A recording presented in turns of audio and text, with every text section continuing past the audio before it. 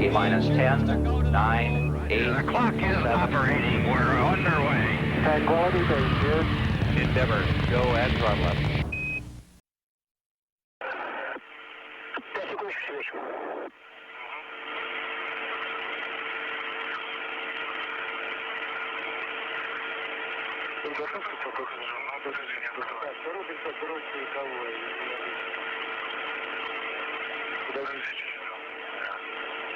Lots of static and interference.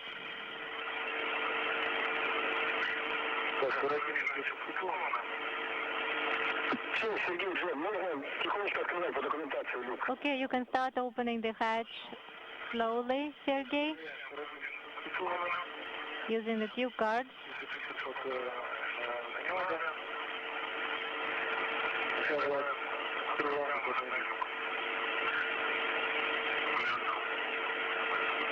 And we are checking that the hooks are connected, and they are.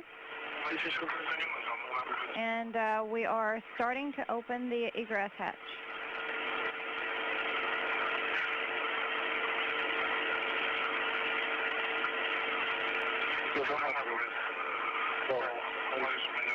And John, watch your tether. Make sure that it's not entangled and doesn't wrap around the structure. The rollers are open. Very good.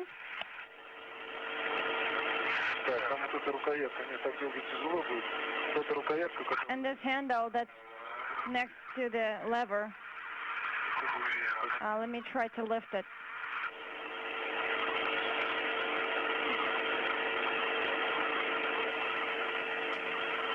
This is a live camera view of the Piers docking compartment. We're waiting to see the hatch open and the spacewalk begin. Yeah, pull the handle towards myself. Make sure that the butterfly nuts are not pushing against the hatch cover. I see 3 of them and they're not in the way. I'm sorry, say one more time. Yeah, those butterfly nuts.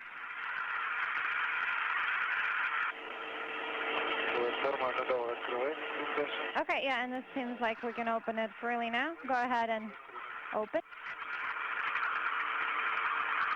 And the hatch is open. We copy, guys.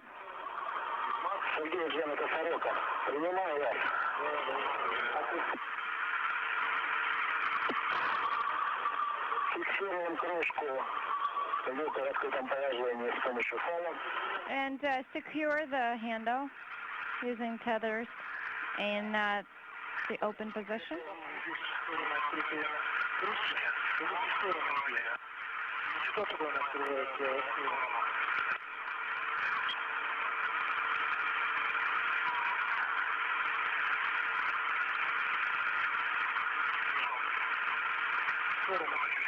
John, could you move a little bit to the side so I can squeeze through here?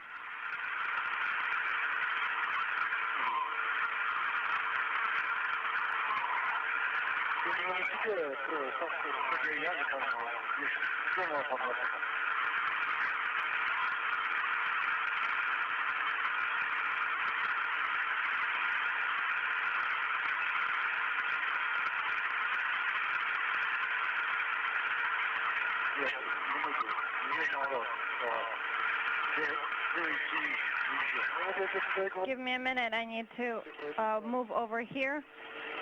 Yes, John, and that's what I've been saying.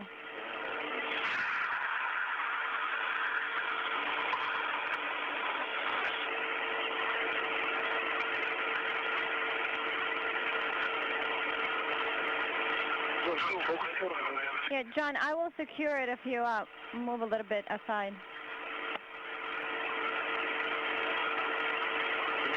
John, can you hear me?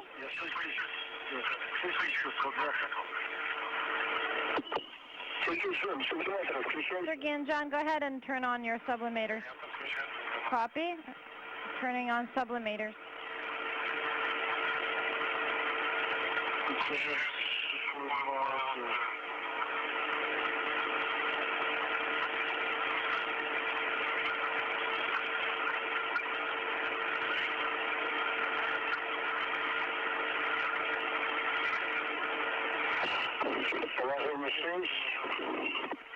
This is Sergey. My sublimeter is on.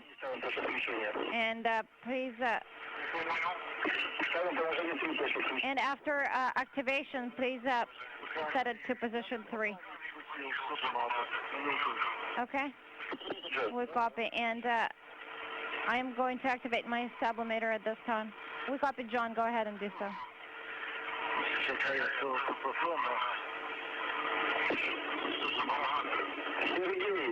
I think there is a problem with the sublimeter. Yeah, Sergey, could you help position the setting to position 3? Yes.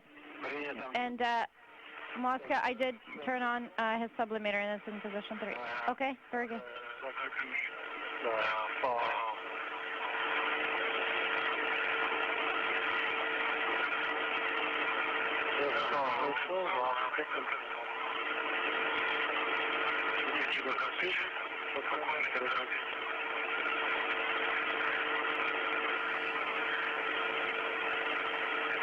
Getting a variety of views from television cameras on the International Space Station's Canadarm2. Now looking at the Piers docking compartment as Expedition 11 Commander Sergei Kriklyov and Flight Engineer John Phillips have officially begun their spacewalk. Time marked hatch opening was at 2:02 p.m. Central Time. Crew members are still inside the module at this time and making their making sure that their suit systems are in good shape to move out into the first task of the spacewalk.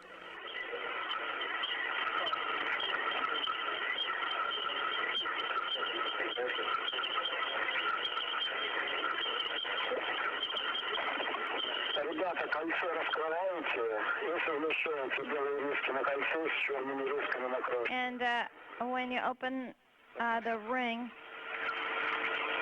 the black mark should remain on the cover, and the white mark should remain on the ring. Understand? And I will actually position my sublimeter on a warmer setting. This is Sergey.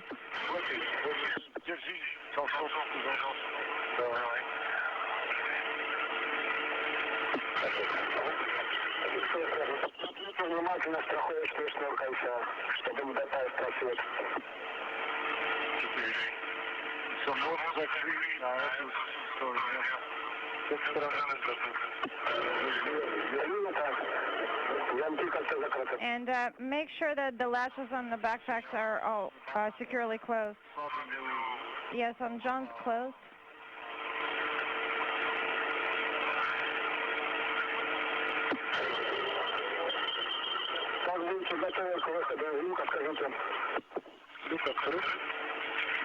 The hatch is open. The ring is installed. Copy, the ring is installed.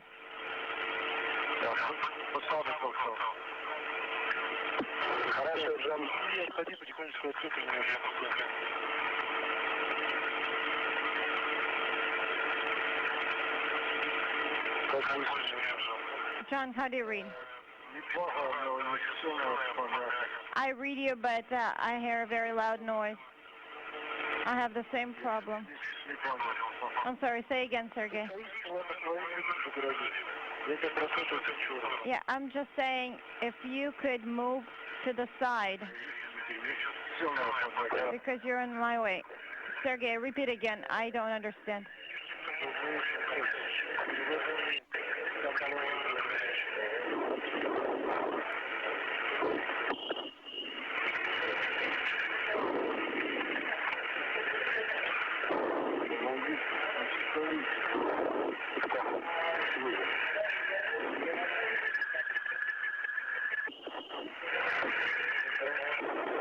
We have a very, very loud noise.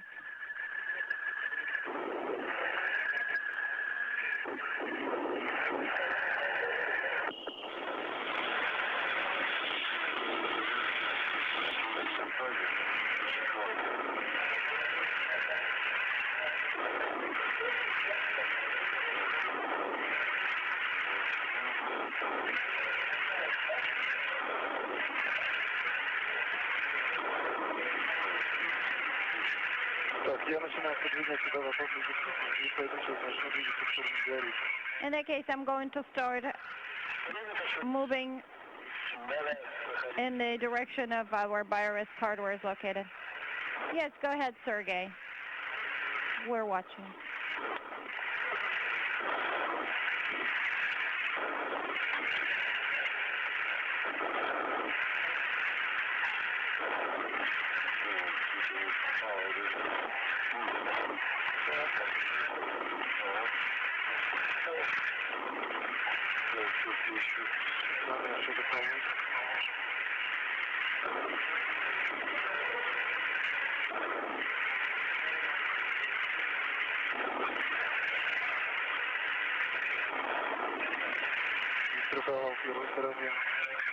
And I connected my first hook. Yes, it's Sergey. I'm watching your tether. This is John. And I'm beginning to egress. We copy, Sergey.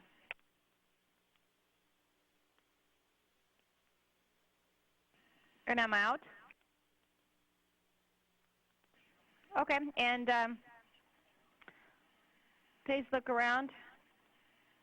And while you're well adjusted and adapted over there, take out the virus, take out the cluster. And look at the distance between where you are now and virus hardware. Yes, and that's what I was looking at right now. John, how are you doing? I feel great. Thank you. You are still in the docking compartment, correct? Yes, I'm still inside. And he is actually passing the whole cluster to me.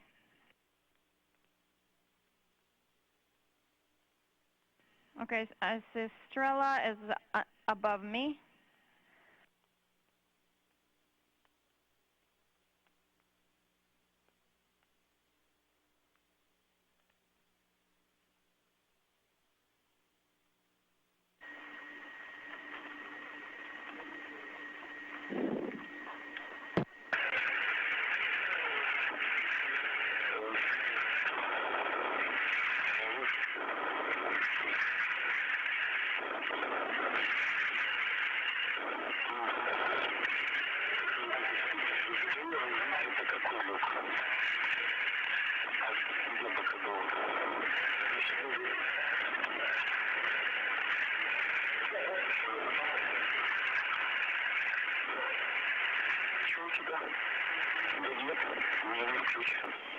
Так, у кого-то да, кто-то высел.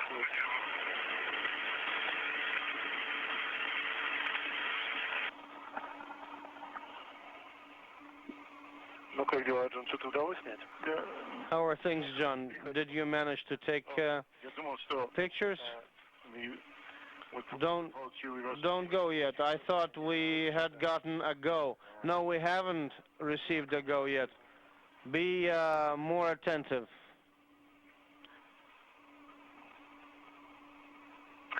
Так, Володь, ну что там с разрешением? Vladimir, what's going on with the go? Ждем, вот-вот. We're waiting, and there are a few minutes left. Тебе удалось не сделать фотографию, Джон? Were you able to take the picture? I don't know. Чувствую, как фотоаппарат. I don't know whether I could, whether I was able to, possibly. Guys, иногда даже не чувствуешь, делает снимок или нет. the guys told me that before that sometimes you don't even feel whether a picture has been taken. Well, you can take a look whether the reflection mechanism is giving a little twitch. Right, because you're holding on to... This is a good close-up view of our two spacewalkers, John Phillips on the left, Sergei Kriklyov above him to the right. They are awaiting the all-clear from Mission Control in Moscow to translate onto the larger diameter. That go will come when the Russian jet thrusters are inhibited. The next steps then in the spacewalk for the two spacewalkers will be to begin preparing the Matryoshka payload, the protrusion that's just beyond Phillips there, and then just beyond it, the impact seeds canister, those payloads for preparing them for removal. Copy. How are you feeling? Not too cold? No, I think I'm fine. It's cool, kind of. John says that he likes the cold. Well, maybe you can reduce the cooling a little bit.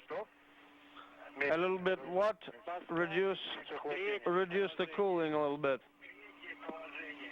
Maybe move it to 3. Okay, moving it to 3. Copy.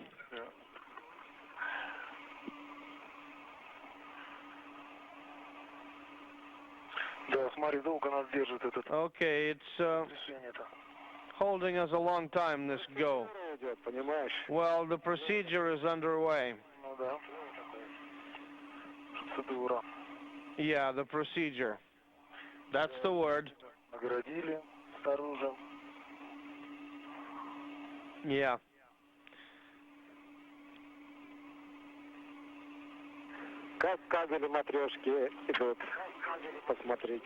Take a look at the Matryoshka cables, the way they're routed for the moment.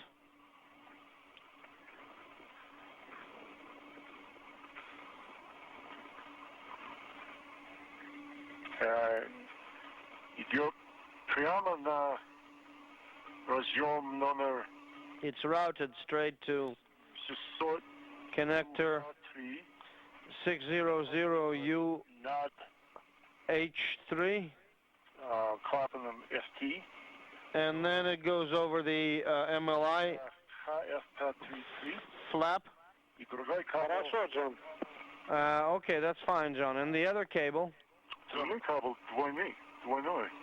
The other cable is dual wire cable. Well, it's a different cable there. This is one. This is the two thing. The second thing is that your umbilical thermal insulation is not closed. Try and close it while you have time. Okay, yeah, it's a good thing you took a look. Okay, let me do that for you. Sergey John, this is SRP. The thrusters are inhibited. You may proceed. Thank you. Understand. Okay, John, shall we go on? Take a look whether the kit is secured. And if it is, then I can let it go, and I will move without it. Have you checked it out? Yes. Then here it is.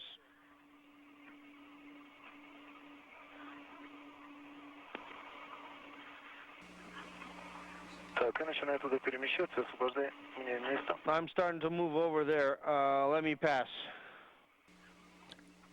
We heard Mission Control in Moscow gave Krikalev and Phillips the go. Russian thrusters on the Zvezda module are inhibited, and they have the okay to move on to the larger diameter section of the Zvezda. That is the direction further aft in our view. As we see them now, it's Phillips on the left and Krikalev on the right. And they'll be moving to two payloads that are we have a good view of from here, the Matryoshka payload and the impact seeds.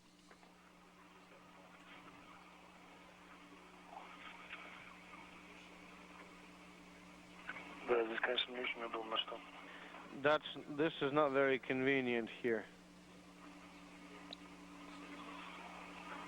Matryoshka is the cylindrical object just beyond Phillips. It was installed in that location in February of 2004 by Expedition 8 spacewalkers Mike Foale and Alexander Kaleri. On this side.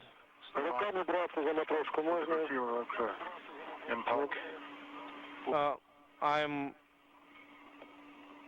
moving on to impact. Don't secure the hooks. Не, карабин. Okay. Поручни сейчас уже. I am attached Второй, все, я to the пристыковал их сюда и продолжаю движение. double D-shaped handrail. I've secured both the snap hooks and I'm proceeding.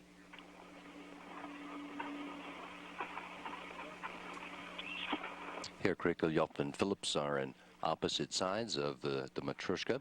That's a biomedical experiment that is shaped roughly like a human torso.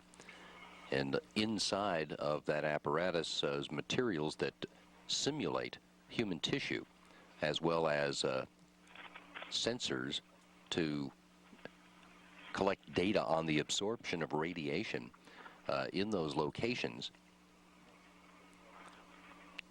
The point of the experiment to gather data that will be needed to safeguard spacewalkers in the future, as well as crews inside a space station on a long-duration mission. Джон, не спеши. All right, Ты карабин.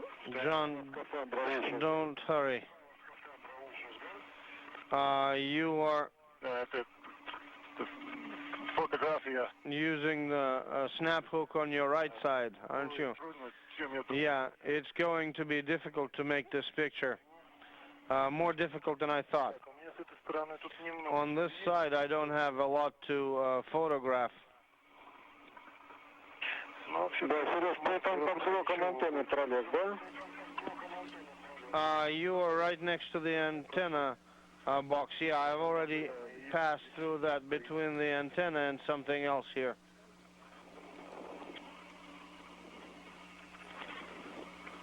This is currently Phillips in the foreground, right in front of the Matryoshka. I'll try to make a picture from here. Commander Sergei Krikolyov has translated further aft and is now at the base of the Impact Seeds experiment, Yeah. where he'll be photographing that and preparing it. Use your As Phillips prepares Matryoshka for their ultimate removal, they will not be on the They will not be removed and brought back to the docking compartment until later on in the spacewalk. tether to it. Oh, thanks, I forgot. Today's spacewalk, now 41 minutes in duration, began officially at 2:02 Central Time this afternoon. Sergey? Длительные укладки сейчас, Джон. Я просто думал, он Unintelligible. I thought John was going to approach more quickly. I thought he was going to go on this side. I'm going to take advantage of the time to photograph. Хорошо, пробуйте. I want to try and make a... Если, как ты считаешь, все не помещается, If it does not fit два кадра. in the frame, you can do 2 frames.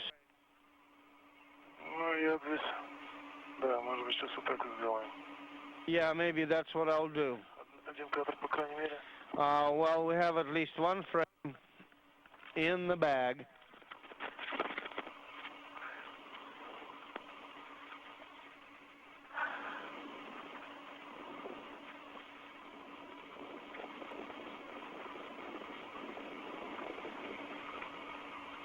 Так, ну вот сделал вроде.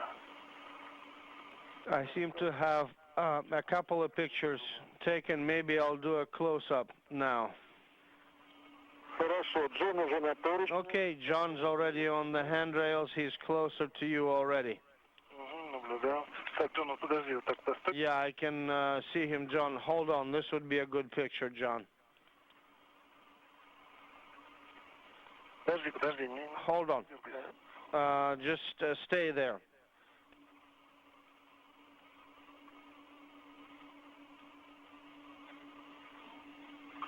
Хорошо. That's good. Так. All right. Джон, из этого положения можешь сделать... John, you can do something while you're in that body position. Хорошо. Okay. Will do.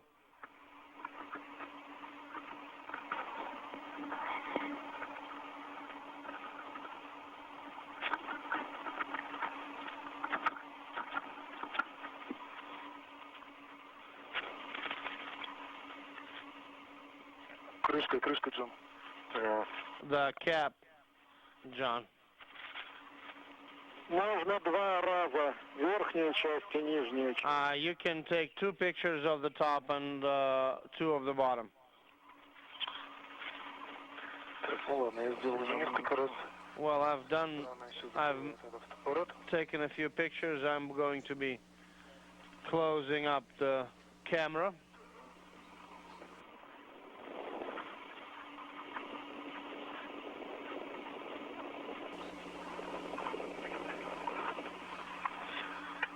This is live video from a camera on the International Space Station's Canadarm2. Looking aft on the station is spacewalkers John Phillips, who is in the foreground here, and Sergei Kriklyov. Beyond him are working on the exterior of the Zvezda service module. Phillips is now working at the Matryoshka payload. Kriklyov at the Japanese commercial experiment known as Impact Seeds. The two are preparing those 2 payloads for ultimate removal to be brought back inside the space station at the conclusion of today's 6-hour spacewalk, Maybe I can EVA, that officially began at 2:02 Houston time this afternoon. For now, well, I might be able to reach just like this. Да, аккуратно только с образцами. Careful though with the specimens. Поверхностью за ручки. You have to handle it by the handrails or by the handles.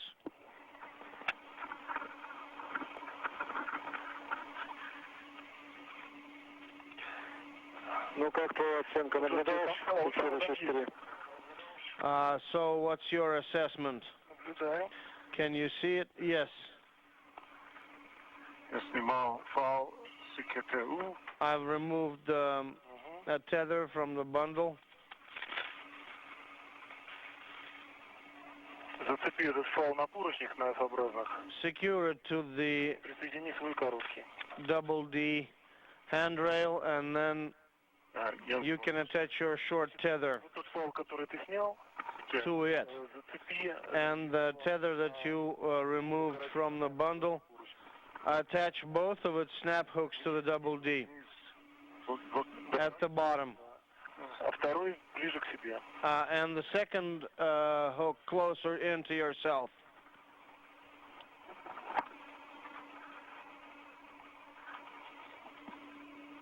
Не, ниже. Вот. Да, это Lower than that. Yeah. Все. А теперь на вот этот фал зацепи свой короткий фал. And then attach your short tether to this tether. Свой короткий на него. Отлично. This tether to that, and then you can come up. И снимаем штыри. And remove the pins. Так, я со своей стороны снял штырь. My pin is out. Принято. Снимал. Copy. Плавно, аккуратненько. Mine is also out. Соседние Yeah. части оставляете пока их. Do it slowly and carefully. Сегодня, если что, Джона придержи. Он вставил. Да, хорошо. Yeah, I have it За ручки складывай. inserted on my side. Yeah, you can fold it now using the handles. В сложном положении придержать их, пока что не ставите. And while you're installing the pins back, you can hold it in this position. Так, с моей стороны штырь стоит. My pin is in. Стоит тут центральным дира, да?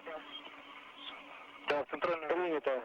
And mine is also in. Хорошо, Сереж, так для верности попробуй чуть-чуть пошатать. Sergey, try and pull it a little bit to make sure that it doesn't open up again. Лифа страховочный на этой кассете есть, да? Фол страховочный есть, вот этот. The safety tether is there. It's installed. Сними сразу с блока ТНТ-С страховочный фал, чтобы не забыть его. Yeah, secure the impact seed with the safety tether on the side so that you don't forget. Под левой рукой вот здесь, да?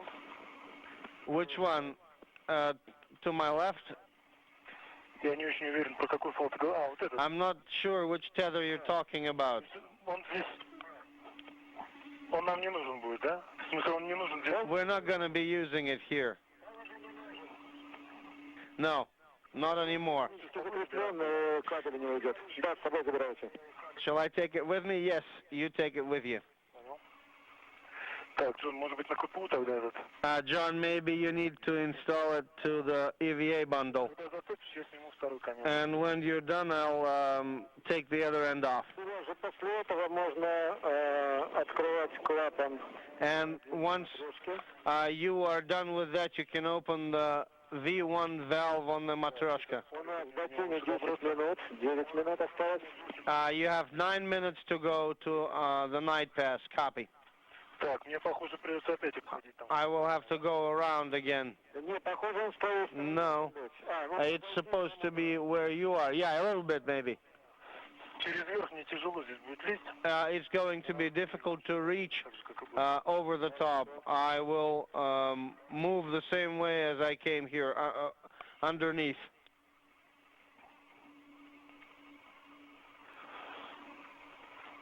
Сергей, Sergey, John, смотрите, пожалуйста, давление take a look at the pressure доложите. in the suits and in the oxygen bottles, and can you call that down? 0.39 in suit Сегодня у меня 300. and 390 in the bottles. 0.39 and 340 on my side. 340. Принято. 340, copy. Сергей, а у тебя 390? Sergey, and you had 390? The same as before. Maybe it's 380. The dial is around and I can see it at an angle. Okay, copy.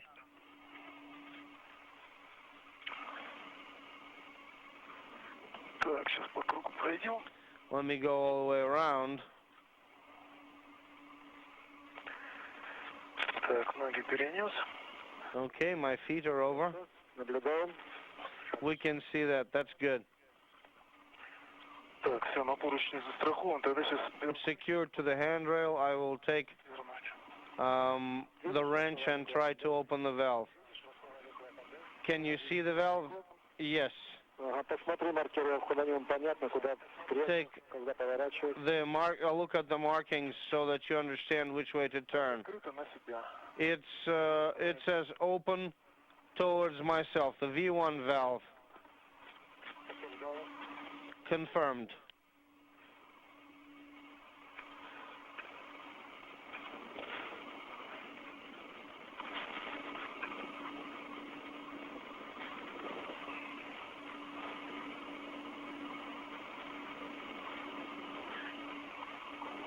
Туго идет-то. It's not wanting to open. Не так.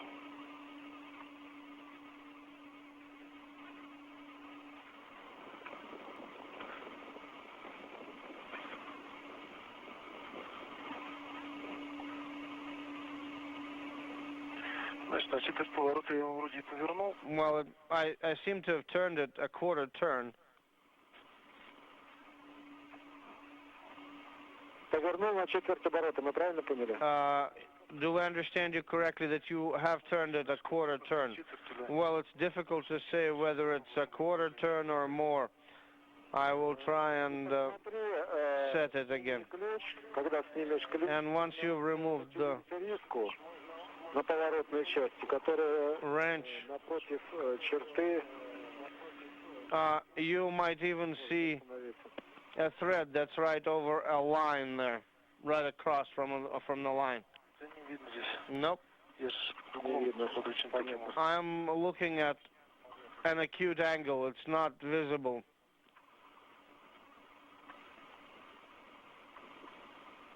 Вот сейчас повернулся. Yeah. Now I see that I've turned it. Принято, клапан Copy. открыт. The valve is open.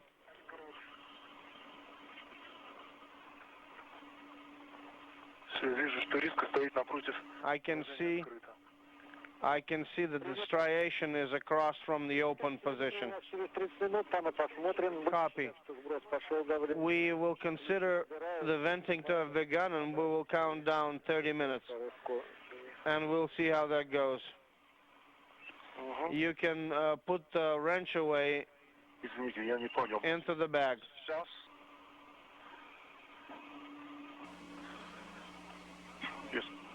The International Space Station is flying above the southwestern coast of Africa on a course that will take it back out over the Red Sea, Saudi Arabia, the Persian Gulf, and then back over Asia again as it continues to make a night pass. And the two spacewalkers on the exterior of the Zvezda module are taking something of a break as they have moved along through the first hour of today's spacewalk. Sergei Kriklyov now on the 8th spacewalk of his career, and John Phillips, an hour and change into the first of his career, opened the hatch on the Piers docking compartment at 2:02 p.m. Central Time to begin a planned 6-hour activity, primarily on the exterior in the Russian section of the space station. So far, they have followed along on the timeline, retrieved one of the containers in the biorisk experiment on the exterior of Piers, a study of spaceflight's impact on bioorganisms. That containers canister will be returned to Earth for ecological assessment. They have closed up the impact seed container. This is a look at the biorisk experiment. I started opening it up. Impact Seed is a commercial experiment in conjunction with the Japan Aerospace Exploration Agency. Impact stands for Microparticles Capturer, and it uses aerogel and foam to collect micrometeoroids and human-made orbital debris.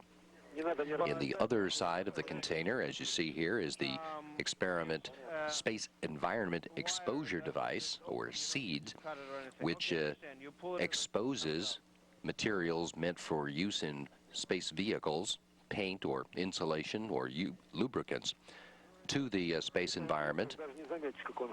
You might even... this is one of the many experiments on the exterior of the space station studying the long-term effects of both the natural and the induced environments on spacecraft materials. There's a pin there that, yeah, sort of comes up. Phillips and Kriklyov have also prepared another experiment, the Matrushka experiment, for its ultimate removal. This experiment is roughly shaped like the upper part of a human torso and contains materials that simulate human tissue. The sensors within that apparatus are collecting data on the absorption of radiation. I don't know. The multi-layer insulation covering on Matrushka, which you can see in the photograph on the left, next step in the process is for that to be removed and jettisoned once the International Space Station passes back into orbital daylight in some 23 minutes or so. After which, Kriklyov and Phillips will remove the impact seed from its bracket on Zvezda and attach it to the Matrushka. Both of those will be retrieved later on in the spacewalk, but once that is done, the two will then translate further to the aft end of Zvezda. Okay, a little cool. Where during the next daylight pass, they are to install a reserved television camera, which is needed for docking of the European Space Agency's automated transfer vehicle, the first of which is to fly next year. They'll also be photo documenting the television is coming in. Condition of a Russian materials exposure experiment known as Kromka, Off of the remote arm. and changing out experiment samples in a similar Russian experiment that's known by the Russian initials SKK. Well, basically, This is a live view. As we can see, the station is still flying in darkness.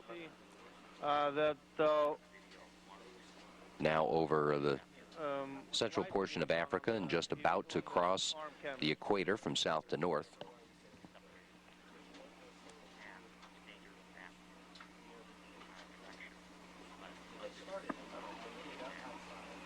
This camera is located on the far starboard end of the station's integrated truss structure. From the view we have now, we see the Soyuz spacecraft docked to the nadir port of the Zarya module. That's on the left-hand side of our view. And then we see a portion of the Piers docking compartment, actually the aft end of that module, that in this view is peeking up above the solar array on the Zarya module. The spacewalkers are obscured from our view here. They are further aft on the station on the large diameter section of the Zvezda service module. About heaters in the gloves, but it doesn't seem like they're needed. Yeah. As is common on Russian spacewalks, the crew members are encouraged to rest while the space station is flying through the night pass. But as is not surprising, as it flies in the night pass, the conditions on the outside change dramatically from the temperature experienced in daylight, and some of that conversation ongoing now about the crew members making suit adjustments to deal with the change in temperature. We could have done that in the night pass. Well, you're feeling fine. You've taken a breather.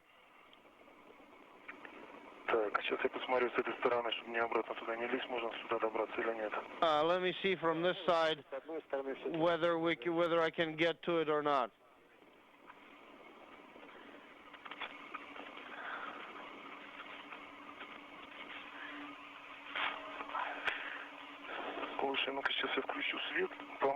Let me try to turn the light on.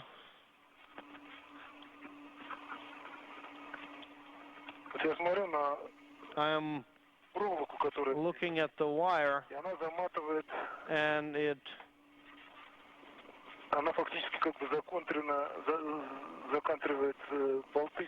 secures the bolts that are perpendicular to the panel, and the wing nuts themselves seem to be free.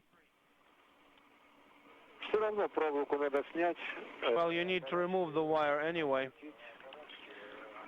and take off the wing nuts. Well, it's not going to be easy because it's threaded through holes in the screws. It's like wire locking.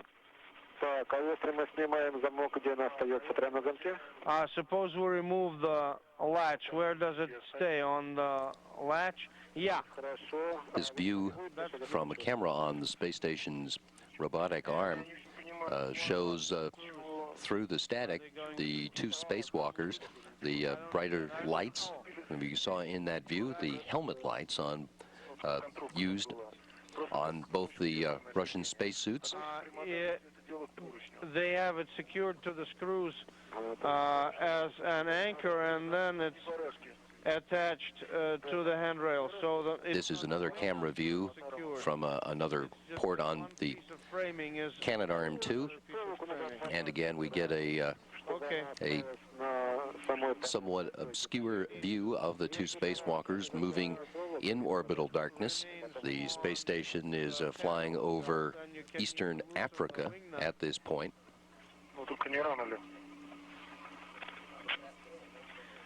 And is still scheduled to be in darkness for about another 20 minutes.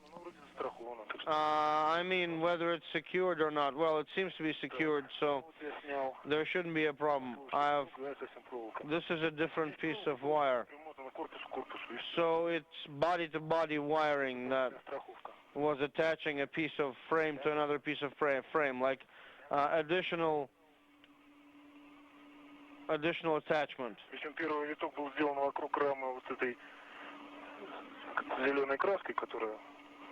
So the first turn was around the green frame, and the easiest for me would be to leave the wire on that frame. What do you think? Take a look on the frame that remains there. It's best not to leave wiring on it. Okay, let me see what I can do to leave it on the MPAC and seed, yeah. The frame there.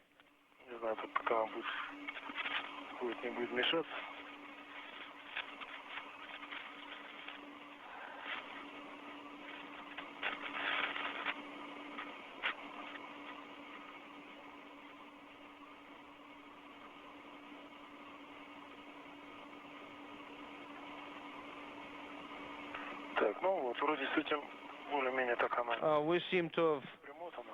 figured this one out. Так, барашек.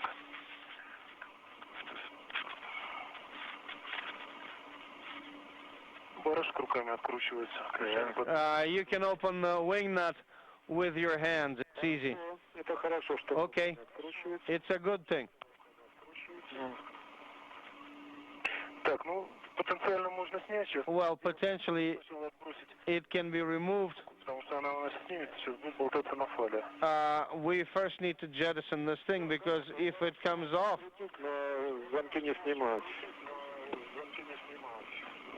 it will remain on a tether. Туда, в ту сторону, сейчас я его сюда Yeah, you can remove the wing nuts without unlatching.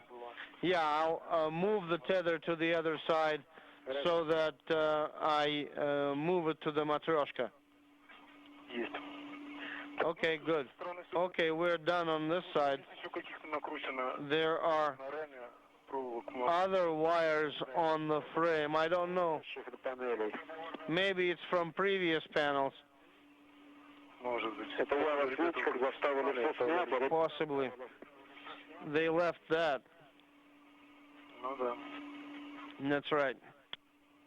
Ну я не знаю, могу снять тоже тогда, пока время есть. Well, I can take them off while I have time, Потребуется для следующего процесса. or leave them on if that's required. В принципе, да, время есть, можно. Well, there is time. I'm not insisting that you do anything, but there is... Насколько неудобно намотано. Well, let's see how difficult or inconvenient that is. Тогда и сюда же на ногу.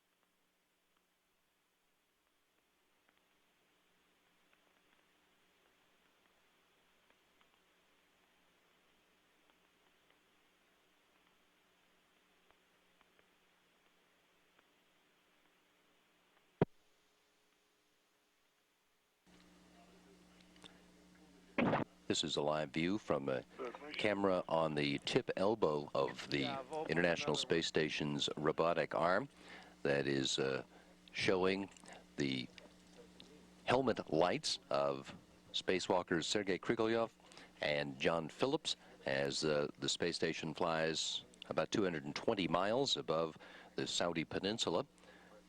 Inaudible.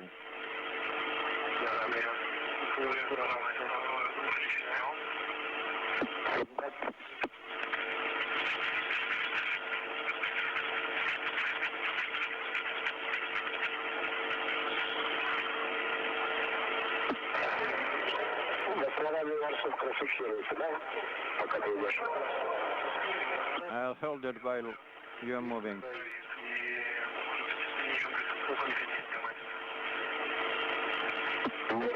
Inaudible.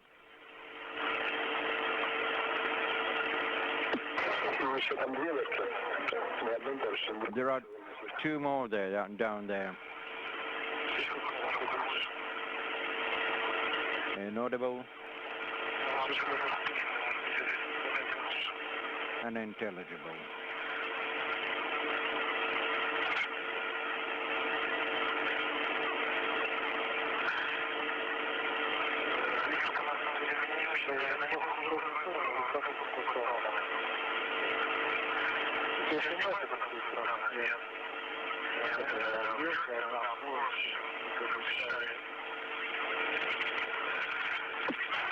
Illegible.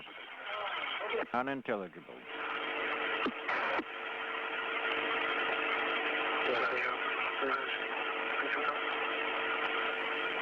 This live view from a camera on the space station's robot arm shows John Phillips and Sergei Krikalev having removed the insulation cover from the Matryoshka experiment. Their plan is to jettison that cover now that the station is moved back into daylight. Okay, we can hold on to the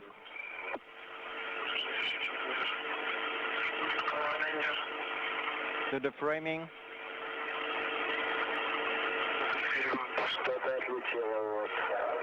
Something went off.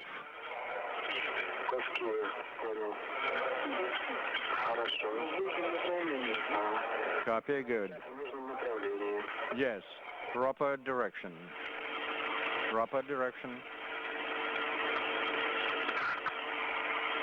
Required direction.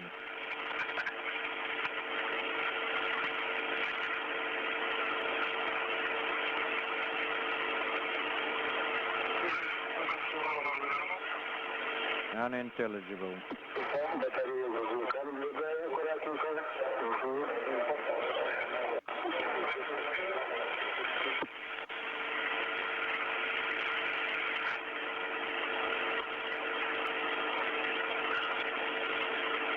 Yeah, jettisoned.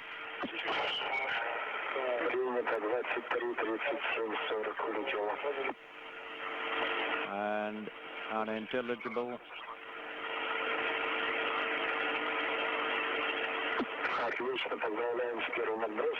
Okay, congratulations on the first jettison. Good. Okay, working with the caps.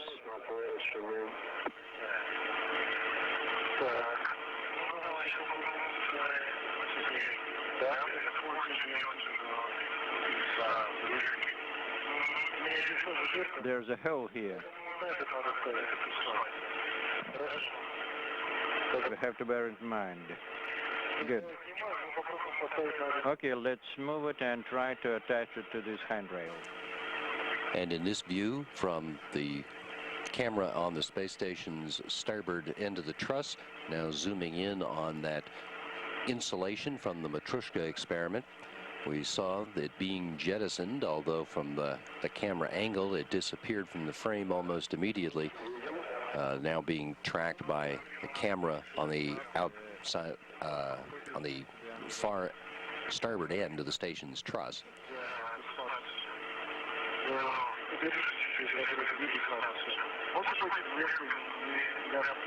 Hold it closer here. Unintelligible.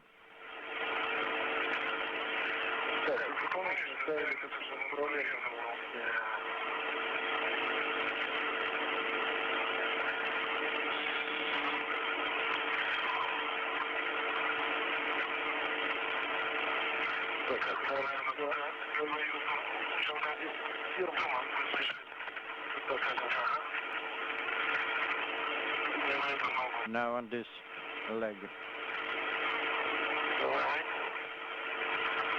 This way.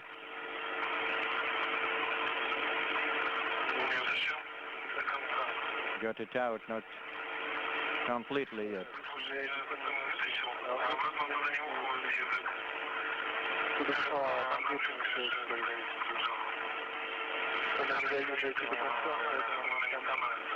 It's a bit askew, that's why it doesn't get right.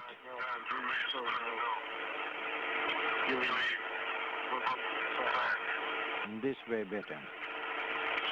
Just a sec. Wait a minute.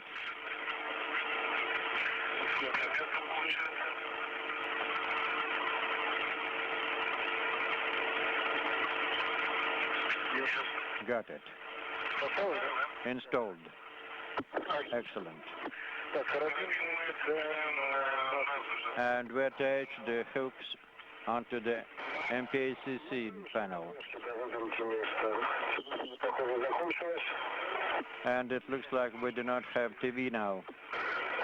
It's over.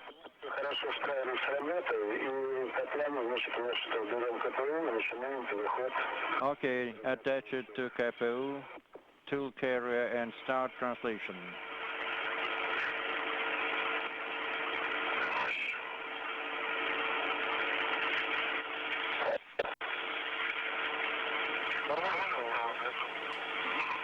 Unintelligible. The International Space Station is now back in orbital daytime pass and about to overfly the eastern Asian coast and start another trek across the open Pacific Ocean. Spacewalkers Sergei Krikalev and John Phillips are moving on with the timeline. They have prepared the Matryoshka and impact seed payloads for their ultimate removal. What do you want? And have been given the okay by Mission Control in Moscow to leave that area and begin to translate to the far aft end of the Zvezda service module, where they will install a new television camera needed for the ultimate docking of the European Space Agency's automated transfer vehicle, slated for a first flight next year. Subsequently, they'll be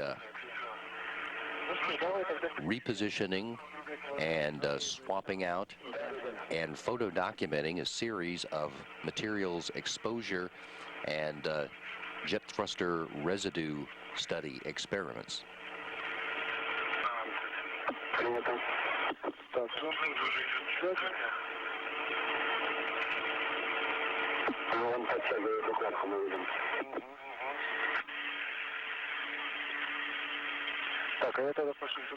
Okay, I'm moving ahead. You can see now that Krikalev and Phillips have removed the impact seeds camera container, which they had folded up earlier in the spacewalk. That brown or gray square that is right in the center of the screen, that's the impact seeds, and they are currently attaching it to the Matryoshka, the black-colored cylinder that's protruding from the side of Zvezda. Once that's completed, Krikalev and Phillips will take their tool bundle and translate further aft on the space station to conduct a whole series of additional tasks before returning to retrieve Matryoshka and impact seed and bring them into the space station's docking compartment, after which they'll move on to the third major section of the spacewalk, and that will be conducted forward of the docking compartment, in which they'll use a Russian cargo crane to relocate a cargo crane adapter from its current location on the exterior of Zarya to a location further forward on the U.S. section of the space station on the pressurized mating adapter number 3. The purpose of that task is to create a location at which space shuttle astronauts on a future mission can deposit a bundle of debris shields, which will then later be retrieved by space station spacewalkers, who will install those that shielding on the exterior of the Zvezda module. Так, пошел я сюда до торца, теперь начинаем двигаться. So I'm from the end cone, and now we start translating this way. Стоят антенны. And there are antennas here. Ну, достигнутки у них, в принципе, касание не страшно. Можно касаться.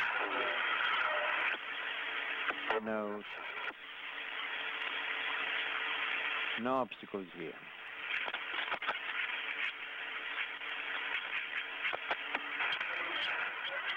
Переключился на ключевую скорость.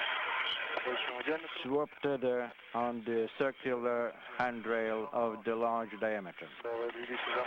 Yes, please follow me.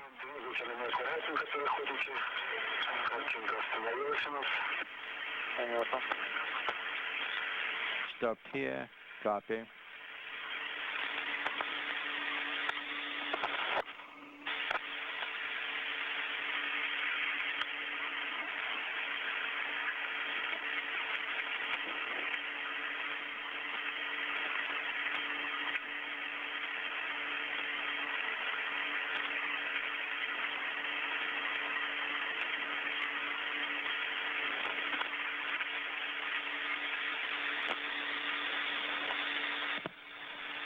Так. Well, Прошу примерно 90 градусов.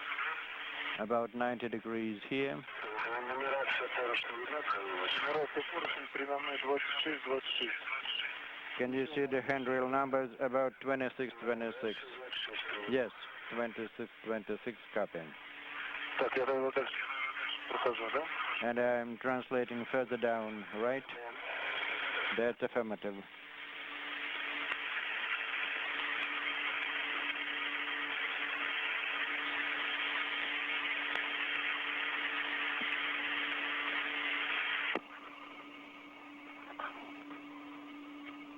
Джон, подожди, смотри, ты меня видишь? Wait a minute, John. Can you see me? Yes, I can.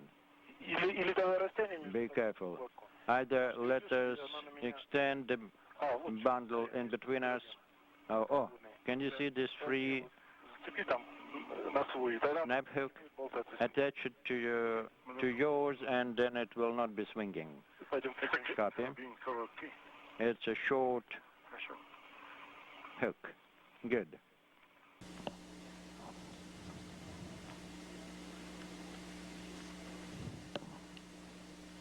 The schedule for this anticipated 6-hour spacewalk from that point would pick up with the crew members translating back forward along the Zvezda service module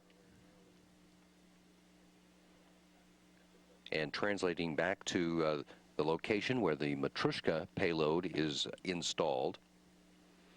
They would then demate a series of connectors to remove the Matryoshka, which has the previously removed impact seed experiment container already tethered to it. And at that point, the crew members would translate forward off of the large diameter section, the aft section of the Zvezda module, heading back toward the docking compartment. And once they are translated off of the large diameter section and confirm that with the flight control teams in Russia, Mission Control and Korolev can re-enable the thrusters on the Zvezda module to be ready to take attitude control of the station if necessary. Spacewalk is now 2 hours and 7 minutes old, and the flight controllers here in Houston report that all is well. There's been no indication of the station moving out of attitude. The control moment gyros in the U.S. section of the station, all 4 of them, now operating and maintaining the station in its proper attitude. Well,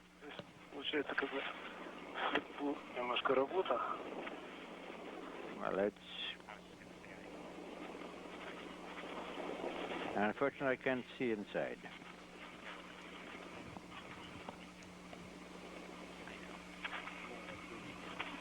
Krikolev and Phillips will continue to move forward. They'll transport the Matryoshka, the impact seed, and their other tools, stow them inside the docking compartment, and then move to the final task of the spacewalk, in which they will make use of one of the Russian cargo cranes that are attached to the exterior of the Pirs docking compartment to translate to the forward end of the Zarya module, where they'll remove a Strela cargo crane adapter plate from the forward transfer compartment of Zarya, and then hand over hand move onto the U.S. section of the space station and install that adapter plate on pressurized mating adapter number 3, currently located on the port side of the Unity node.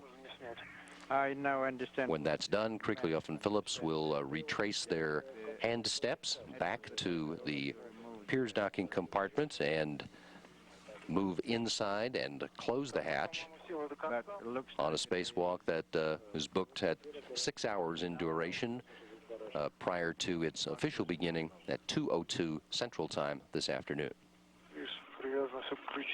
You know, it is tied up to the wrench.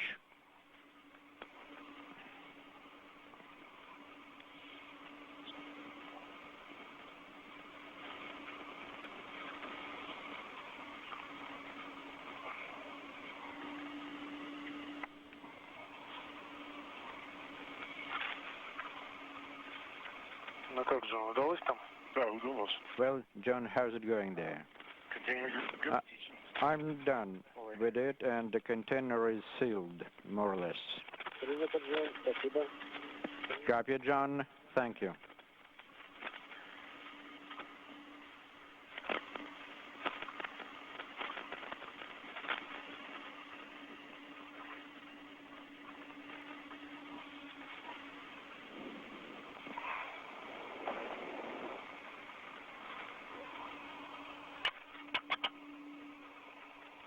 Так, ну все, вроде это села до упора. Okay, it's in its place to the end, and tile in its place.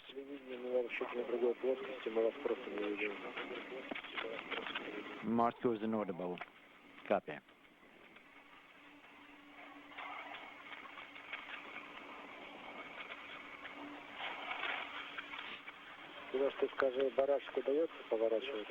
Sergey, could you please tell us if you've managed to Но я пока, знаешь, как кручу его пальцами. work on the wing nut? Поставил он меня. Yeah, I'm doing it with my fingers. Ну да, здесь пальцами не нужно. Yeah, it's worthwhile working with your fingers on it first. Так, ну все, теперь можно ключом тянуть. Okay, now we can use the wrench to tighten it. Дотягиваем ключом Copy. немного. Буквально вот где-то на градусов 120. То есть третий оборот, они больше, наверное. Tighten it not much, just a few degrees. Сейчас посмотрим, да, похоже, тут немного дотягивается, все, он довольно жестко уже. Yes, it's, Так, да. well, it's rigid now. Камера будет страховаться. And what do we use to secure the camera? Для страховки здесь больше ничего нету. Только за счет того, что чехол ты расправляешь по возможности, две проволочки за поручень, Use 2 wires. которые Straighten them up and then attach. Copy now. That's understood. And it would be better to remove the wrench, right? Много здесь времени не теряй. Если ключ видишь, что не снимается, ключ оставляй на кронштейне. Well, do not work much on it. If you can see it is, you can't remove it, leave as is. Так, все снял. Okay, I have removed it. Хорошо. Good, copy. Снял. Теперь, значит, ключ убрать надо. Джон, ты где сейчас? John, where are you? Вот. Твоими под ногами, да? I'm beneath you, under your feet. Давай сейчас, знаешь, что сделаем? Okay, we'll do Я сейчас as follows. I will карабин, на котором ключ у меня висит. swap the tether that is with the На каком-нибудь из внешних. for the wrench and the camera. I will swap, Ты видишь? or rather attach the tether to one of the handrails. Can you see my right hand with the tether? Can you take it? Yes, I can. And attach it onto the Хорошо. tool carrier, KPU tool carrier, or onto yourself, and then you will swap. Yes, I have attached it to myself. Вторую половину. Now I will release the second part.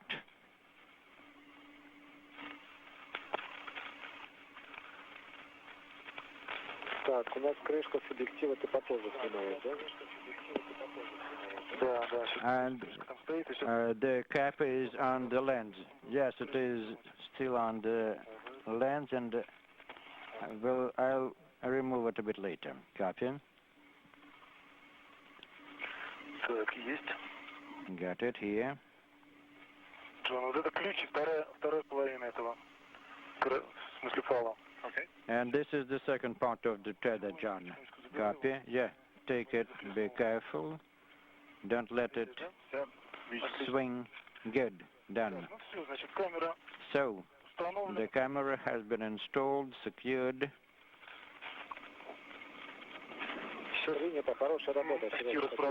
Good job. Thank you.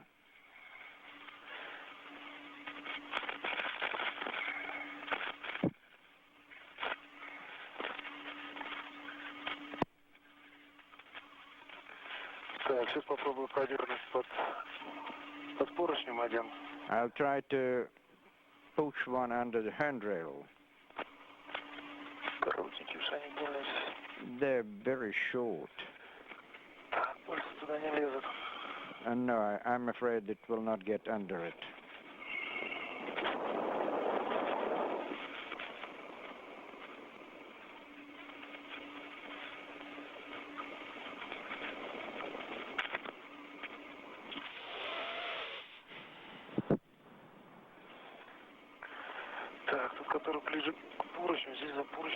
Okay, that one which is closer to the handrail, but the handrail is on the way. I think I'll make it another way.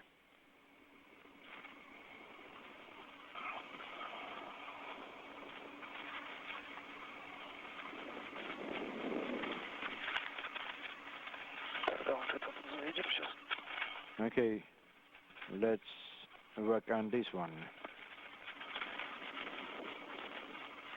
О, есть. Yes, got it. Так, за поручень 2731. It's on the handrail 2731. One of the wires is under it. Очень хорошо, молодец. Very good. Copy. Good job. Заправлю сейчас. FT что-то сверху мешает. Something is on the way from above. Вот, да.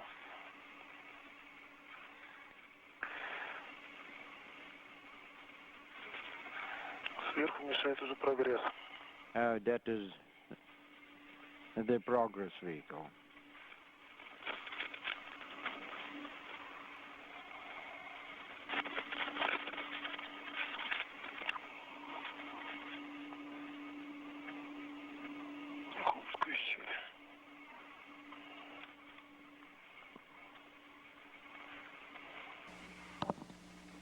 Adjustment of the camera on the space station's robot arm tip elbow is allowing us to peek over the Zarya solar arrays and under the Zvezda solar arrays to see the legs of Sergei Kriklyov and John Phillips as they work on the aft face of Zvezda, where they've completed installation of a television camera to assist in docking of the European Space Agency's automated transfer vehicle when it makes its first flight next year. And on the timeline, they are then moving to another nearby location to reinstall a materials exposure experiment pallet. This is known by the Russian initials SKK, and this one SKK number 4. Well done here, but as to in the direction of the old camera, I can't reach it. And what do you think? Is it going to be in shape? Yes, it's going to be in shape. I just wanted to bend it down here, but the one that is looking towards the docking compartment and TV camera, I can't reach it. But it looks like it is all right now. On the whole, yes, it is. У нас до тени просто 10 минут остается. We have 10 minutes left till sunset. Okay, I have to make the connector now. Yes, work on the connector. I can see a connector and there's a cable На клапане FP17. FP17. Клапан, да. Yes, that's the FP17 connector. You're right. And here in between and there are two connectors under it. That's affirmative. Under this flap, there is a vent outlet from the propulsion compartment. Ну нет, здесь просто такая дырка есть. Так. Oh, there is just an outlet and two connectors.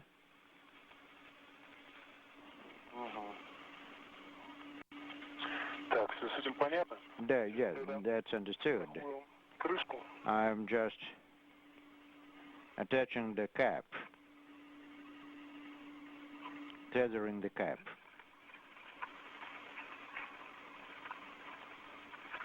Сергей, Джон, скажите давление рукав. Sergey, John, could you please give me the pressure readings?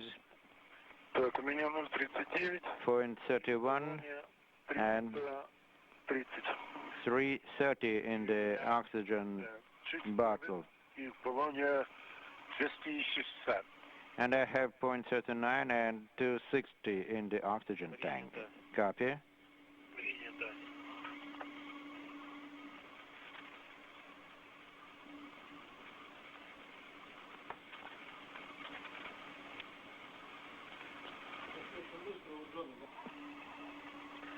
Так, это застраховано.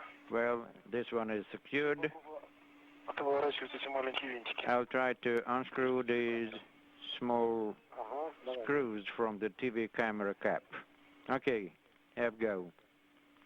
Так, Please do. есть. One is done and the other is done. So all the four lenses are Так, крышка сработала. in proper position. So the connector cap is off, И здесь copy, разъем лежит просто. and there's one connector is just Наверное, сейчас посмотрим. lying like that, and the other is in the Lyrka clip.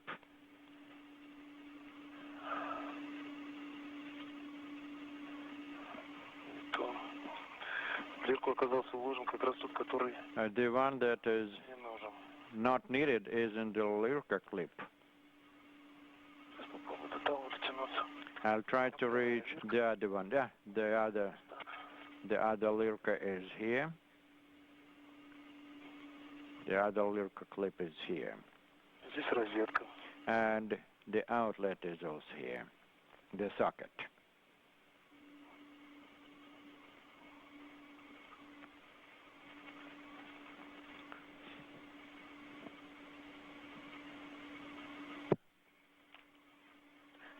Так, разъем состыкован. The connector is mated. Принято. Copy. Маркировка есть там, да? And 17.1, состыковал 17.2 телекамера. they are FP 17.1 and 17.2. Yes. ХФП. High FP 17-1. Так, принято. Copy. Какую здесь проблему вижу? And I can see an issue here that this Была на старом разъеме, ну, вернее, на тот, на который я стыковал. cover that was on the old connector, the one I mated, its tail is too long. Включаю, лестик будет попадать в поле And камеры. uh, А сейчас отполняем. I'm afraid that this is going to be in the camera field of view. Moscow is inaudible. Кабель или я сейчас And what в карман. cables can you see around? I will take a look, and in the meantime, I'll try to put it into the Кольце, pouch. только ее не мотай, она всегда будет. You know, I can't Понятно. wrap it around the cable because it is a ring, and it's going to be floppy anyway. Copy. Сюда. Well, I'm trying to attach it here and here, До нее надо же. but I will have to По кабелю туда ушла. have an access to it. My hand is not getting into that slot.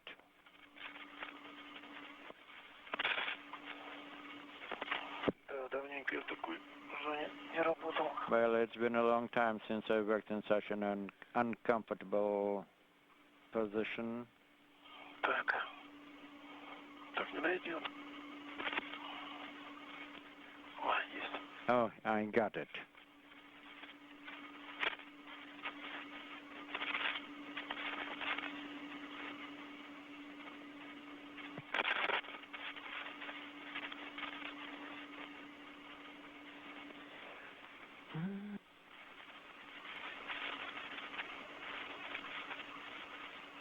Сейчас перед закатом лучше подсвечивать. Так, вроде все.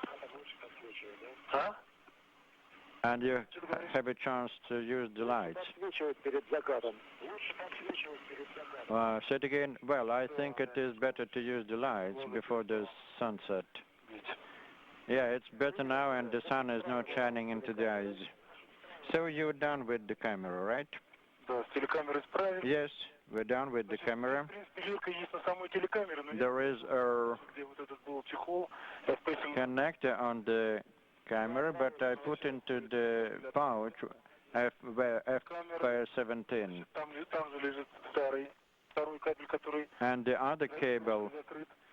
is there, the cap is, the Как бы под кабель. flapper is closed. Значит, выходить не должна. And it should not, that tail should not get out from behind, from under the flap, and the flap is closed, and I will have to get out of here. Снимал на время работы, да? And I believe you took off the camera while working there? Там он мешался. No, it is on my side, it was not on my way. Да. Okay, copy. Пока еще And it would be just a trouble to take it off. And другой. Sergey, could you please take a couple of pictures as how the camera is installed? I'll try to. И после Copy. этого надо будет вам переходить дальше, потому что наступает день. And after that, you will have to translate further down because it's almost sunset. And we'll discuss the further actions. Copy. At an altitude of 220 miles, the International Space Station is about to pass into an orbital nighttime just off the far southeastern coast of South America. Spacewalkers Sergei Kriklev and John Phillips just about completed with the task of installing a backup television camera on the aft end of Zvezda for use in future dockings of the European Space Agency's automated transfer vehicle. Yes, got it. EVA officers in Mission Control in Houston report the spacewalkers are currently about 25 minutes behind the timeline for today's planned 6-hour spacewalk. Как раз телевидение принимаем тоже, и частично из-за батареи видны вы. Yeah, we're receiving a TV signal and we can see you.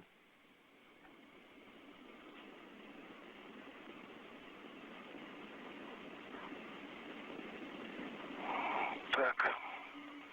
Right. Попробуй еще развернуться, чтобы... I'll try and turn around a little bit.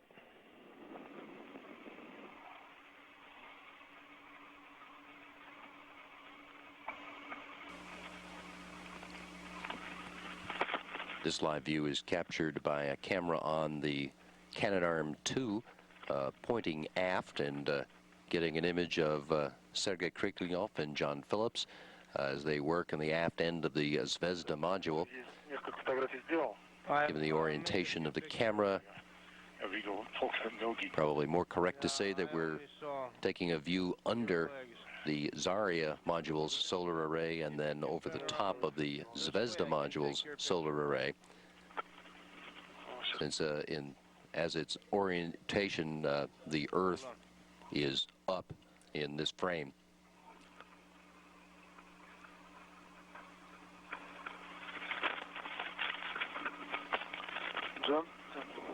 John? Yeah. This right here. О, есть. Все, и теперь.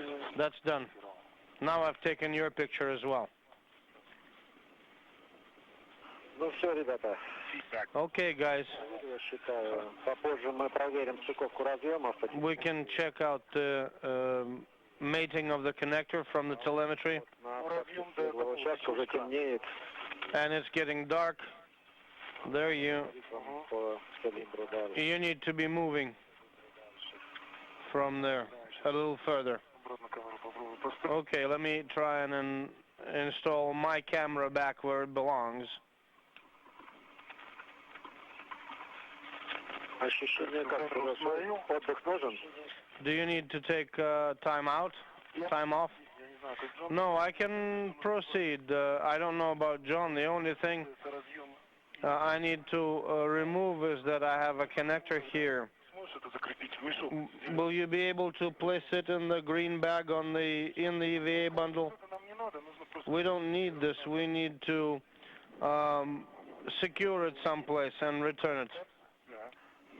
Put on couple somewhere. We're not going to use them.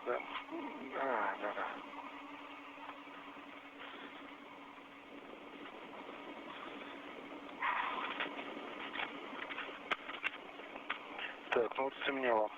Well, it's dark now. Yeah, we can see that from the video.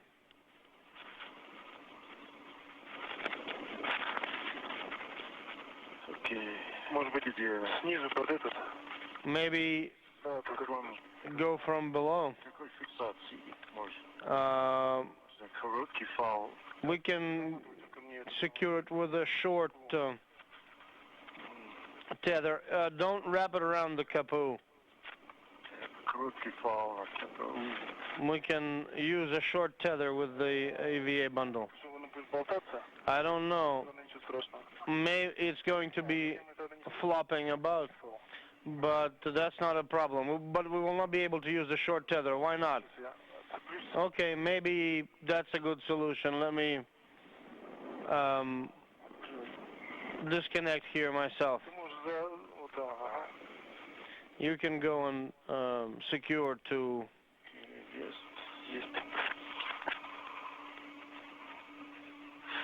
Done. Так, у меня перестал убираться. А, вот все убирается. It's not retracting. Oh, it's retracting again. Так, продолжаем дальше движение в сторону. We can proceed towards... Да, принято, Сереж. 60 плюсовый. Unintelligible. В темноте, в этой яме страховочный фал. Все никак не сниму. Well, I'm struggling with my safety tether in the dark here. Pulling it out of the pit. Так, все есть. Хочешь перейти вперед, делай.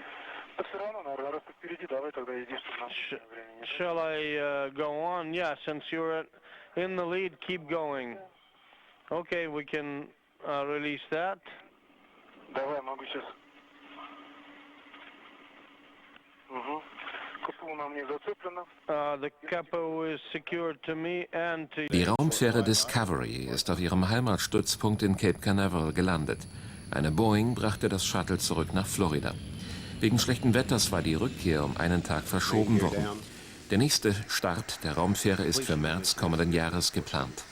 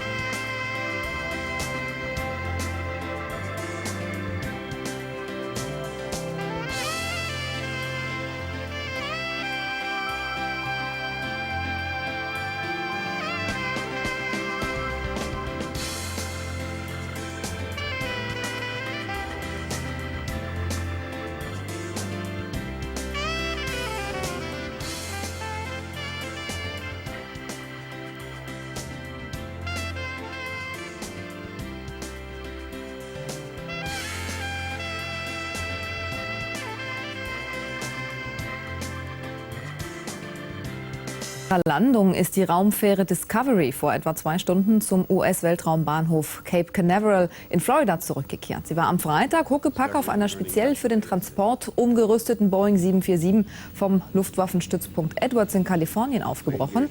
Der Weltraumbehörde NASA entstanden Kosten in Millionenhöhe, weil der Shuttle quer durch die USA von der West- zur Ostküste transportiert und dabei auch noch aus Wettergründen einen Zwischenstopp einlegen musste.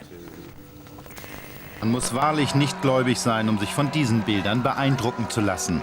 1 Million Menschen vereint in einem Glauben und ein Papst, der es offenbar geschafft hat, den Weg in die Herzen der Menschen zu finden. Die Abschlussfeier auf dem Marienfeld bei Köln glich heute Vormittag einer Mischung aus Gottesdienst, Pfadfindertreffen und Popkonzert. Wir sind gekommen, ihn anzubeten, so das Motto des heute zu Ende gegangenen Weltjugendtages. Doch in manchen Momenten sah es aber auch heute so aus, als wären die Pilger eher gekommen, Benedikt XVI. Statt Gott selbst anzubeten. Ich weiß, dass ihr als junge Menschen das Große wollt, dass ihr euch einsetzen wollt für eine bessere Welt. Zeigt es den Menschen, zeigt es der Welt, die gerade auf dieses Zeugnis der Jünger Jesu Christi wartet. Um den Papst zu hören und ganz nah bei der heutigen Abschlussmesse zu sein, haben fast alle Gläubigen bei Temperaturen um 10 Grad zu den Füßen des Papsthügels die Nacht verbracht. Trotz aller ISO-Decken und Plastikplanen war es alles andere als warm.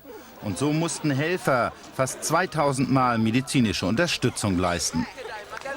Das größte Problem war eigentlich, dass viele Patienten ein bisschen unterkühlt waren. War doch recht frisch heute Nacht. Und sonst eigentlich nur Erschöpfungszustände, ein paar Schnittwunden, dann war alles im Griff. Bevor sich die Pilger eng aneinandergereiht zum Schlafen gelegt hatten, erlebten sie ein ganz besonderes Nachtgebet.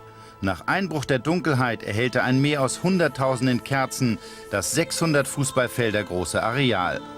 Mittendrin sorgten Künstler und religiöse Gruppen aus der ganzen Welt für eine Mischung aus Festival und Gebet. Der Papst segnete Gläubige und die eigens für das Marienfeld angefertigte Glocke. Doch es waren nicht nur die Auftritte des Papstes, umringt von Menschenmassen, die diesen Weltjugendtag auszeichnen. Am frühen Abend hatte Benedikt verschiedene Vertreter von islamischen Organisationen empfangen. Mit ihnen suchte er gemeinsam nach Aussöhnung und Annäherung. Wenn es uns gemeinsam gelingt, das Hassgefühl aus den Herzen auszurotten, uns gegen jede Form von Intoleranz zu verwahren und uns jeder Manifestation von Gewalt zu widersetzen, dann werden wir gemeinsam die Welle des grausamen Fanatismus aufhalten. Es waren wohl auch diese Gesten, durch die Benedikt XVI. Dazu beitrug, dass dieser Weltjugendtag ein Erfolg war und die Massen so begeisterte. Dass die Gläubigen ihn dafür feierten wie einen Popstar, war ihm immer wieder sichtlich unangenehm. Als der Papst dann offiziell verkündete, dass der nächste Weltjugendtag 2008 in Sydney stattfinden soll, ließ ihn die Reaktion der australischen Gläubigen ahnen, was dort auf ihn zukommen wird. Gleich weiter zum Köln-Bonner Flughafen zu unserem Reporter Michael K. Michael, in wenigen Augenblicken soll Benedikt XVI. Von dort aus nach Rom fliegen. Ist er denn schon angekommen? Nein, leider nicht. Er verspätet sich und das ist schade, schade, schade, denn hier steht schon alles bereit, von der Ehrenformation der Bundeswehr bis hin zur Blaskapelle, die dem Papst ein Abschiedsständchen spielen will. Hinter mir auf dieser kleinen Bühne wird es eine kleine Abschiedszeremonie geben. Der Bundespräsident Horst Köhler wird den Papst noch einmal würdigen und ihm danken für den Besuch. Umgekehrt wird sich natürlich der Papst für die Gastfreundschaft bedanken. Und dann geht es über den roten Teppich hinein in diese Lufthansa-Maschine. Ein Airbus mit Namen Regensburg, jener Stadt, in der Ratzinger früher als Theologieprofessor gewirkt hat. Und das Lustige ist, dass der Pilot dieser Maschine früher Vorlesungen von Ratzinger gehört hat. Allerdings hat er sich dann doch für einen weltlichen Job entschieden. Und er hat gesagt, wenn das Wetter mitspielt, dann wird er mit diesem Airbus eine tiefe Schleife über Marktl fliegen, der Heimatort von Papst Benedikt XVI. Aber dazu muss natürlich das Wetter mitspielen. Wir sind gespannt. Es war ja nun die erste Auslandsreise des Papstes und dann auch noch eine so bedeutende. Wenn Sie mal Fazit ziehen, wie hat sich denn Benedikt XVI. Geschlagen? Und ich glaube, man kann sagen, er hat die Feuertaufe auf jeden Fall bestanden, und zwar das mit Brillanz. Er hat auf jeden Fall die richtigen Gesten gefunden, wichtige Gesten. Sein Besuch in der Synagoge hat gezeigt, dass ihm wie seinem Vorgänger Johannes Paul II. Auch an der Versöhnung gelegen ist, an der Versöhnung zwischen Juden und Christen. Er will auch den Gedanken der Ökumene vorantreiben. Darüber haben sich führende Protestanten sehr gefreut. Ja. Und die Jugend, ja, er musste sich gar nicht anstrengen, diese Jugend zu erobern. Im Gegenteil, sie haben ihn mit offenen Armen empfangen, haben ihn direkt ins Herz geschlossen. Man kann also abschließend sagen, dass dieser Papst ein würdiger Nachfolger von Johannes Paul II. Ist. Michael K., herzlichen Dank für Ihre Informationen. Aufwachen im größten Zeltlager Deutschlands. Auch für die Freundinnen Barbara und Miriam ist die Nacht schon um 6 Uhr zu Ende. Ein bisschen zerknittert sehen sie schon aus. Kein Wunder, die Nacht im Matsch des Marienfeldes war kurz und nicht besonders komfortabel. Arschkalt. Also, ja, das war wirklich krass, weil man hat gefroren bis zum geht nicht mehr. Aber sonst ging es eigentlich. Also ich habe jetzt auch 3 Stunden geschlafen. Ja, jetzt bin ich müde und mir ist kalt, aber sonst geht's mir gut. Auch die fehlenden sanitären Anlagen können den Pilgern die Stimmung nicht verderben. Die Morgentoilette muss auch mal ohne Spiegel und Waschbecken klappen. Zumindest geht es schnell. Das kann man von einer anderen typischen Morgenbeschäftigung nicht behaupten. Hier heißt es lange anstehen, aus Anstand. 7 Uhr früh. Das Frühstück wird ausgepackt. Auch das ist eher spartanisch. Croissants wären halt auch schön, gell? Jetzt sind es noch 3 Stunden bis zum Gottesdienst mit dem Papst. Überall machen sich die Pilger mit Tanz und Gesängen für den großen Moment warm. Und dann ist es endlich soweit. Der Papst ist da und erreicht sofort die Herzen der jungen Pilger. Ich wäre ja gerne mit dem Papa-Auto kreuz und quer durch das ganze Gelände gefahren, um möglichst jedem Einzelnen nahe zu sein. Die Begeisterung ist groß, obwohl Miriam und Barbara wegen des diesigen Wetters nicht einmal den Altarhügel sehen können, geschweige denn den Papst. Sie müssen die Messe auf einem der 33 Großbildleinwände verfolgen, die auf dem gesamten Gelände aufgebaut sind. Mehr noch, um am Abend noch nach Hause zu kommen, ist der Gottesdienst für sie schon nach der Predigt beendet. Bisschen blöd, weil unser Zug halt so früh fährt, und wenn der Gottesdienst aus ist, wollen, glaube ich, einfach alle heim, und 800.000 Menschen, wenn die gegen uns strömen, ist, glaube ich, nicht so gut. Und während die Messe noch läuft, treten die beiden wie viele tausend andere schon den Heimweg an. Keine Minute zu früh, denn während sie ihren Zug noch so gerade erwischt haben, bricht auf dem Marienfeld nach dem Gottesdienst das Chaos aus. Allein am Bahnhof des Örtchens Horrem drängeln sich Zehntausende Pilger, die noch mit dem Zug nach Köln zurückkehren wollen. Das bedeutet für viele eine Wartezeit von bis zu 10 Stunden. Tja, 1 Million Jugendliche aus der ganzen Welt wollen jetzt also nur noch eines: nach Hause. Sie haben die Bilder aus Horrem ja gerade gesehen. Maren Weber, am Kölner Hauptbahnhof, sieht es dort bei Ihnen denn auch so chaotisch aus? Ja, die Situation hier am Kölner Hauptbahnhof ist sehr viel entspannter als in Horrem. Wir haben die Bilder ja eben gesehen, aber natürlich ist es auch hier sehr voll. Im Minutentakt kommen hier die Sonderzüge vom Marienfeld an, um den Pilgerstrom zu bewältigen, und es klappt eigentlich auch ganz gut. Trotzdem rechnet man damit, dass es noch bis morgen früh dauern wird, bis wirklich alle den Kölner Hauptbahnhof verlassen haben werden. Das tut der guten Stimmung aber keinen Abbruch, denn man ist froh, dass alles so gut geklappt hat. Keine großen Zwischenfälle, das ist keine kleine Leistung bei über 1 Million Pilger. Maren Weber, herzlichen Dank für Ihre Informationen. In Portugal wüten in diesen Stunden fast 50 Waldbrände. Tausende Helfer kämpfen seit Tagen gegen die Flammen, doch die meisten Feuer sind noch immer außer Kontrolle. Innenminister Costa hat inzwischen die Europäische Union um Hilfe gebeten. Es fehlen nicht nur Löschflugzeuge, sondern auch rund 2000 zusätzliche Feuerwehrleute. Friede Gutmann berichtet. Meterhoch schlagen die Flammen in den Himmel. Und ihr Weg ist oft unberechenbar. Plötzlich ändern sie die Richtung. Für die Löschkräfte wie hier in Viano Castello im Norden des Landes eine permanente Gefahr. Doch die ersten Häuser und Fahrzeuge in dem Ort brennen bereits lichterloh, da muss jeder mit anpacken. In 13 von 18 Distrikten vom Norden bis in die Mitte des Landes lodern Großbrände.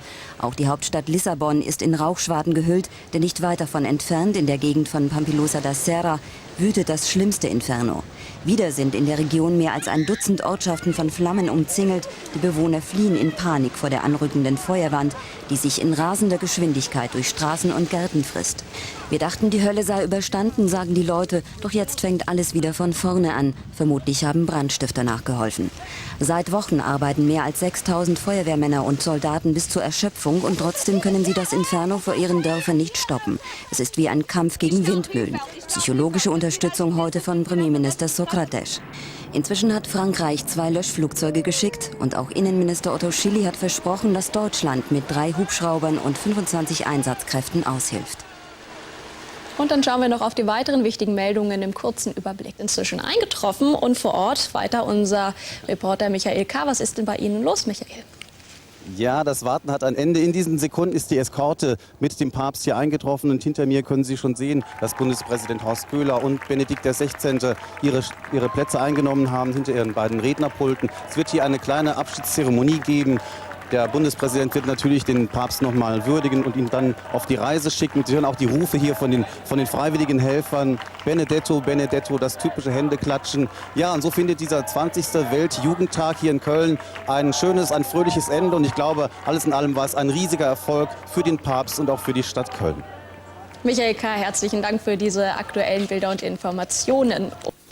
Am Flughafen Köln-Bonn wird Benedikt XVI. Gerade feierlich verabschiedet.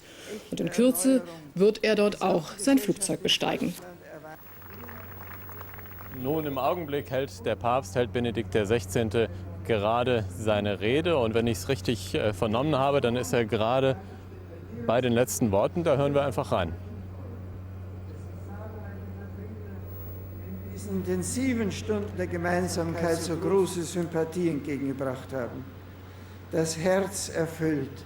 Von den Erlebnissen und Erinnerungen dieser Tage trete ich nun die Rückreise nach Rom an und rufe auf alle die Fülle des göttlichen Segens herab für eine Zukunft sorgenfreien Wohlstands in Frieden und Eintracht.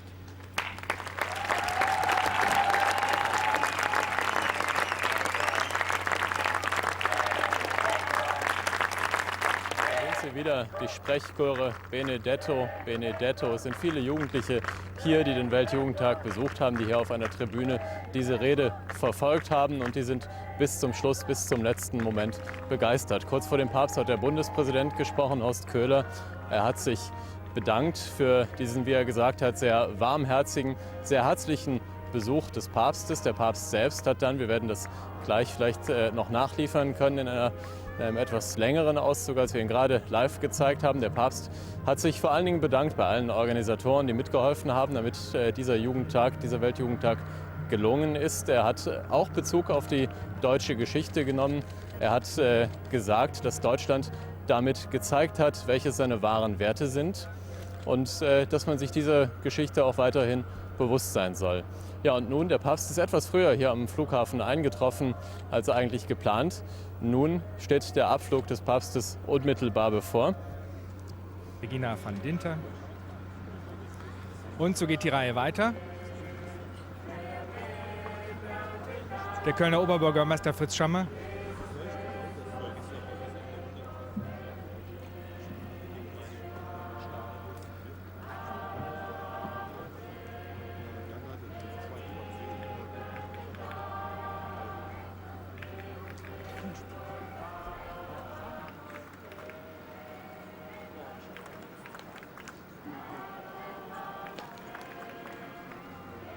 Ein besonderer Dank an Kardinal Meissner, an Kardinal Lehmann, den Vorsitzenden der Deutschen Bischofskonferenz.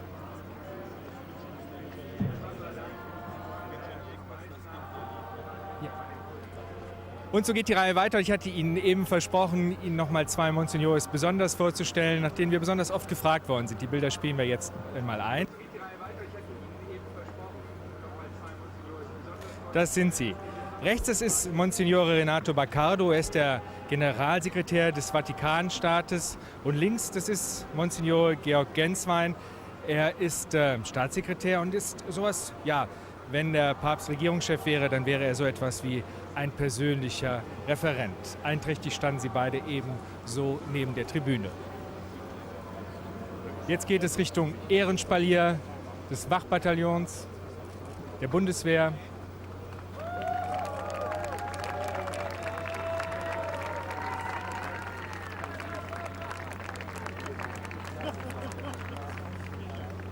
Benedetto-Rufe haben ihn begleitet während der ganzen 4 Tage. Ich hoffe, dass er morgen keine Entzugserscheinungen hat in Rom. Aber dort hört man ja auch schon mal Benedetto-Rufe. Ein letztes Winken hier der Jugendlichen.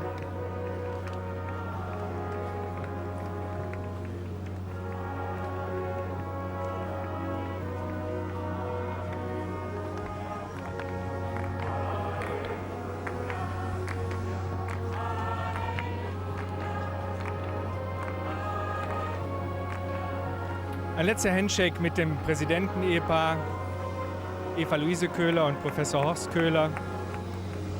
Da können wir es lesen. Regensburg heißt die Maschine, ein Airbus A321. Eine Maschine, die die Lufthansa extra ausgewählt hat für die Heimreise.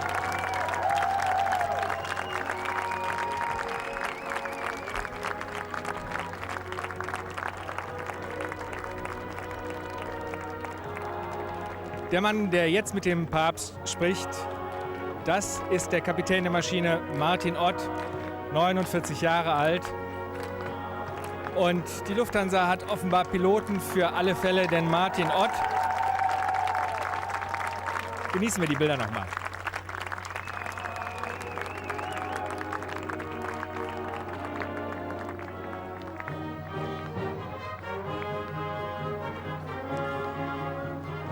Ja, kommen wir nochmal zu Martin Ott, der Mann für alle Fälle. Da sehen wir auch den Lufthansa-Chef hinter seinem Flugkapitän. Martin Ott, 49 Jahre alt, hat Theologie studiert, bevor er Pilot geworden ist. Da sehen wir ihn links. Wir haben das Bild eben aufgenommen von der Stunde hier vor der Maschine. Ein Semester hat er Theologie studiert. Raten Sie mal, wer einer seiner Professoren war. Richtig, es war Josef Ratzinger. Ich bin mir sicher, dass der Flugkapitän ihm eben genau das gesagt hat. Und der Flug nach Rom, er wird ja einen kleinen Umweg über Bayern fliegen, der Flug nach Rom wird ungefähr 2 Stunden dauern. Vielleicht gibt es ja dann noch ein Gespräch zwischen dem Papst und seinem Piloten. Und ja, wenn ich Papst wäre, dann würde ich den Piloten Ott mal fragen, warum er nicht Priester geworden ist, nachdem er Theologie studiert hat. Und er hat uns eben noch mal gesagt, dass diese Begegnung mit Josef Ratzinger ihn damals wirklich sehr bewegt hat. Wenn er gefragt wird, warum er dann doch Pilot geworden ist, vielleicht zeigt Martin Ott dann ein Bild seiner Familie. Er hat 7 Kinder. 7 Kinder mit einer Frau. Ich denke, das muss man bei einem Piloten besonders herausstreichen. Kapitän Ott hat 1300 Flugstunden, ist also ein sehr erfahrener Mann und kümmert sich eigentlich jetzt um die Ausbildung des Pilotennachwuchses bei der Lufthansa. Er ist aber auch noch in der Kirche engagiert. Seit 15 Jahren leitet er Jahr für Jahr eine Gruppe von Wallfahrern, die zu Fuß nach Altötting pilgert. Er organisiert viele geistliche Konzerte, darunter auch das alljährliche Weihnachtskonzert im Kloster Mallersdorf. Und auch über Mallersdorf soll die Flugroute heute führen. Ich hörte gerade ganz herzlichen Dank. Joachim Kardinal Meissner bedankte sich nochmal bei dem Bundespräsidenten. Den Co-Piloten möchte ich Ihnen auch nochmal zeigen. Das ist ein Italiener. Wir können vielleicht das Bild gerade nochmal einblenden. Auch den hat die Lufthansa für diesen Flug ganz besonders ausgewählt. Francesco Schiottioni, rechts zu sehen. Er ist der Sohn italienischer Einwanderer, ist in Waldshut-Tingen geboren. Er kann nicht nur gut fliegen, sondern er spricht auch fließend Italienisch und er kann die mitfliegenden Vatikan-Journalisten auf Italienisch begrüßen. Zu essen bekommt der Papst heute Abend ein leichtes deutsches Menü. Wir haben... Na, war das ein Witz? Wir haben ja gelernt, dass der Papst die Küche seiner Heimat besonders genossen hat, dass er besonders glücklich war, dass es mal keine Nudeln gab. Und das wird auch ein nudelfreier Heimflug werden nach Rom. Er wird dort auf dem militärischen Flughafen landen, wieder aus Sicherheitsgründen. Und Flugkapitän Ott hat uns eben noch mal erläutert, wie die Route sein wird. Ich habe es anfangs der Sendung schon mal erwähnt. Er wird die Station von Josef Ratzinger abfliegen. Er wird über Markel am Inn tiefer gehen, wenn es das Wetter erlaubt. Und der Bürgermeister, mit dem der Kapitän eben gesprochen hat, der hat ja gesagt, dort ist der Himmel klar. Hoffen wir mal, dass es so ist. Ein Sicherheitstechniker des Köln-Bonner Flughafens steht noch oben auf der Gangway. Beim Abflug wird hier die Stadtkapelle Aalen spielen, Aalen aus Baden-Württemberg. Die Maschine, das haben wir eben gehört, wird voraussichtlich in nördlicher Richtung starten, sodass sie direkt hier vor der Tribüne hochgehen wird. Bis dahin wird es aber noch ein bisschen dauern. Der Rollweg ist über 5 Minuten lang an das Ende der Piste. Und deswegen gebe ich erstmal zurück zu Jörg Schönborn.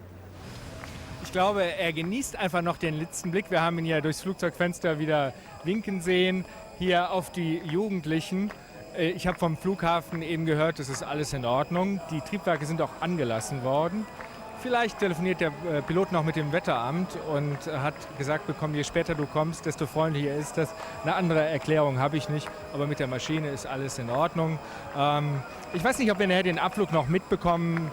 Es wird schätzungsweise doch 5 Minuten dauern, bis die Maschine, der Airbus A321, an das südliche Ende der Startbahn gerollt ist. So ist bisher der Plan und dann Richtung Norden startet. 5 Minuten wird es wohl dauern, ab Tür schließen. Aber erstmal müsste sich die Tür schließen. Ich kann mir nicht vorstellen, wirklich nicht, dass irgendwas mit der Maschine ist. Die war bis gestern noch im Linienverkehr, ist aus Leipzig gekommen, ist dann gecheckt worden, technisch gecheckt worden. Ein besonderer Sessel für Papst Benedikt XVI. Ist eingebaut worden, ein kleiner Vorhang ist noch eingezogen worden. Das Essen ist eingeladen worden. Ich gehe davon aus, alles in Ordnung. Frank Blasberg, danke für Ihre Hilfe beim Zuschauen, beim Zuhören heute am Köln-Bonner Flughafen. Es hat ja eine große Besorgnis gegeben, was die Sicherheit dieses Gastes angeht. Das ist vielleicht das Thema, das jetzt beim Abflug zum letzten Mal anzusprechen ist. Es hat so gut wie keine wesentlichen Zwischenfälle gegeben. Eine einzige Bombenattrappe an der Autobahn auf dem Weg zum Marienfeld hat die Polizei gefunden. Das hat übrigens auch dazu geführt, dass kurzfristig für den Papst eine neue Route gefunden und abgesperrt werden musste. Es war dann aber doch nur eine Attrappe und auch ansonsten gibt es nichts, was den Sicherheitskräften im Nachhinein wirklich Sorge machen muss.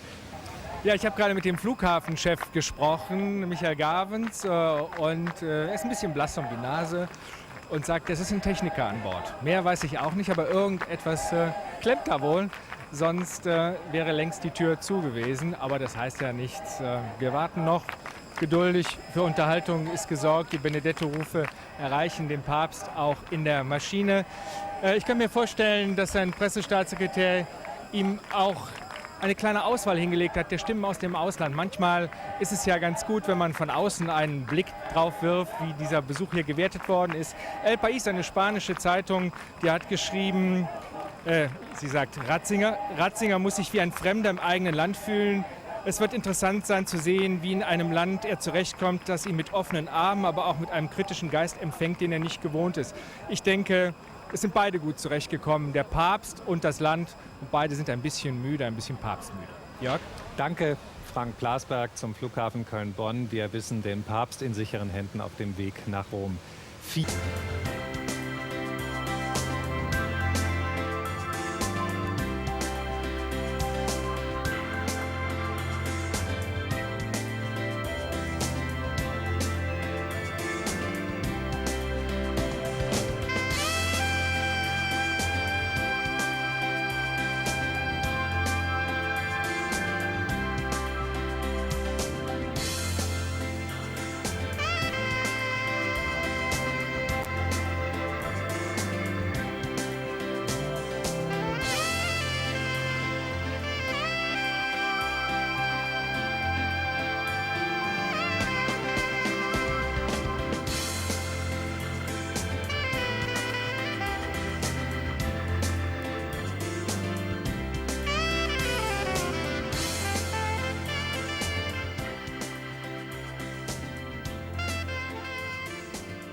hiervon ausgegangen ist, Freude an Besuch des Papstes, aber Freude, dass diese 400.000 Jugendlichen aus annähernd 200 Nationen 4 friedliche Tage miteinander feiern und ein Zeichen der Hoffnung gesetzt haben für die Zukunft, für eine solidarische Menschheit. Und das, glaube ich, sind so die Dinge, die wichtig sind und die zurückbleiben vom 20. Weltjugendtag hier in Köln.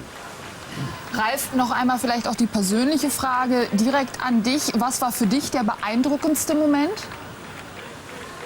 Also ich habe das ganze Geschehen hier in den letzten 10 Tagen verfolgt und ich muss schon sagen, wie die Jugendlichen zusammenkommen und wie friedlich die sind. Ich habe als Journalist natürlich ganz andere Massenveranstaltungen erlebt, wie Karneval oder Ähnliches. Hier spielte Alkohol keine Rolle, sondern hier war das Zusammensein wichtig. Und hier haben sich wirklich die Jugendlichen aus den annähernd 200 Nationen zusammengefunden und sie haben miteinander gefeiert. Und ich denke, es sind sehr viele Freundschaften entstanden. Das war für mich wichtig.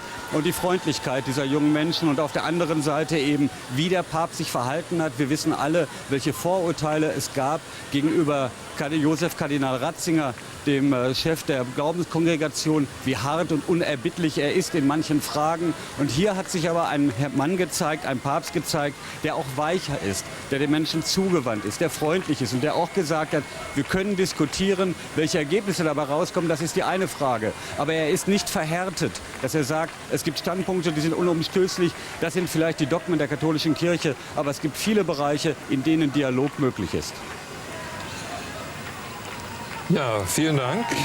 Auf der einen Seite und dann aber auch diese ganz persönliche Begegnung dieser jungen Menschen mit dem Papst. Das waren Bilder, die ich als ganz wesentlich, ganz wichtig an diesem Weltjugendtag sehe. Hat es Sie nicht irritiert, dass es danach dann aber nur noch zu einem einzigen offiziellen Treffen mit Jugendlichen gekommen ist? Was ist der Hintergrund dafür? Haben Sie irgendetwas gehört? Ist es wirklich der Zeitplan gewesen und all die anderen politischen Verpflichtungen? Hätte man da nicht was streichen können, um mehr Jugendlichen die Gelegenheit zu geben, dem Papst näher zu kommen, ein direktes Gespräch zu führen?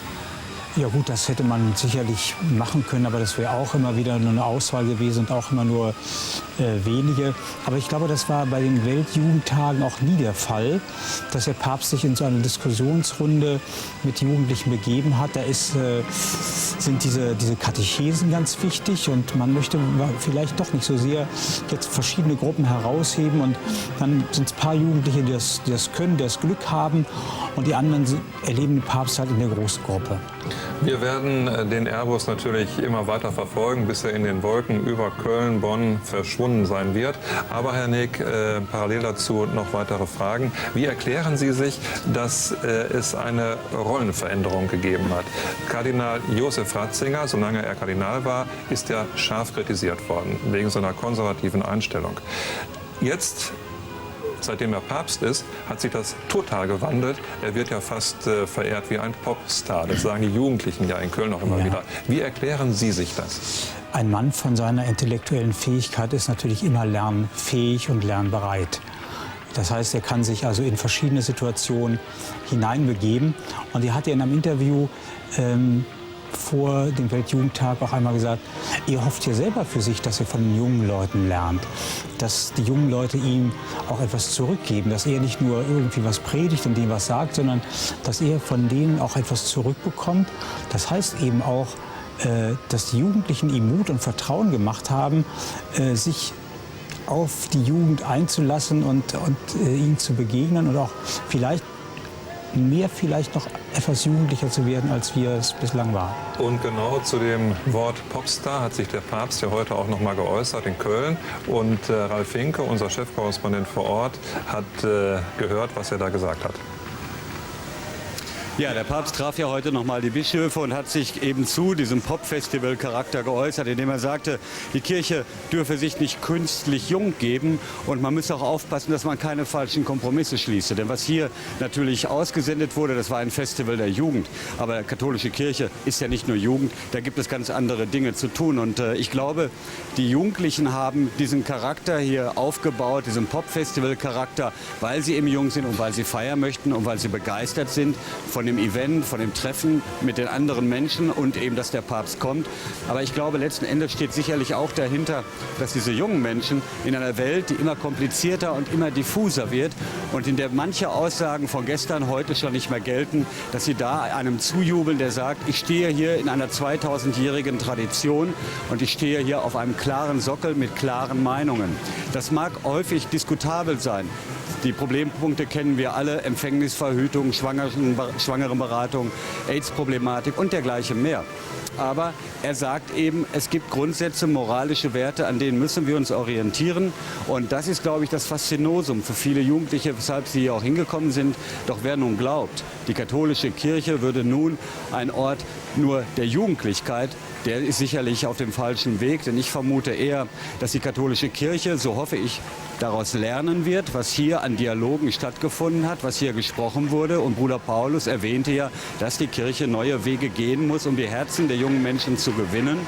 Aber es gibt natürlich auch eine Tradition und es gibt auch eine Vatikanpolitik. Und diese wird sicherlich auch weiter verfolgt.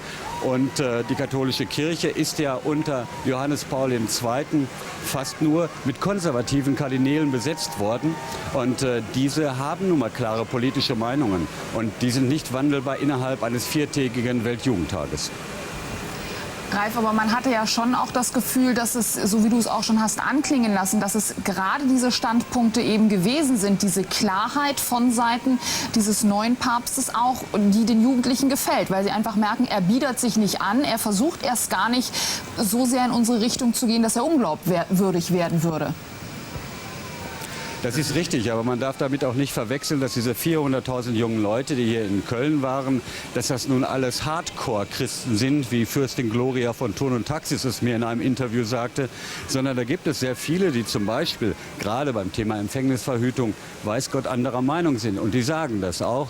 Und diese 400.000 jungen Christen, die hier waren, die sind sicherlich in weiten Zügen auch liberaler. Es gibt andere, die sehen ganz klar die Linie des Papstes, halten die auch für die richtige Linie, aber es gibt eben auch die andere Meinung. Ralf Finke, ich weiß nicht, ob du diese Bilder jetzt sehen kannst. Die Maschine des Papstes bewegt sich jetzt in Richtung Abflugzone und es kann jetzt eigentlich nur noch wenige Augenblicke dauern, bis der Flieger dann tatsächlich abhebt in Richtung Rom.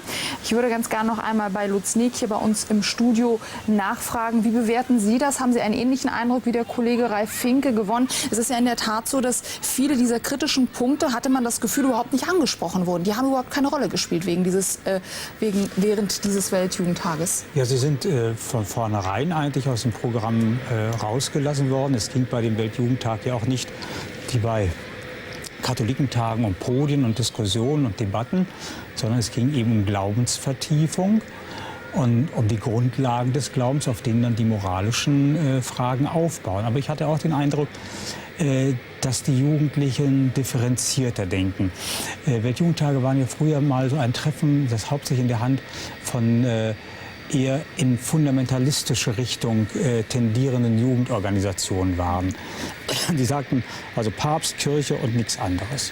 Jetzt haben sich die katholischen Jugendverbände auch mit da hineinbegeben und haben das Konzept etwas verändert, indem auch soziale Fragen angesprochen werden, das Engagement in der Welt. Und das ist nicht mehr die Spielwiese all der Fundamentalisten, sondern ich würde mal sagen, ganz normaler katholischer Jugendlichen, die eben auch mit dem, was Kirche sagt, ihre Probleme haben, mit dem, was Kirche sagt, sich auseinandersetzen und wie viele in den Interviews immer sagten, auch zu ihrer eigenen Meinung kommen und sagen, der Papst sagt das und ich nehme für mich aber das auch in Kauf.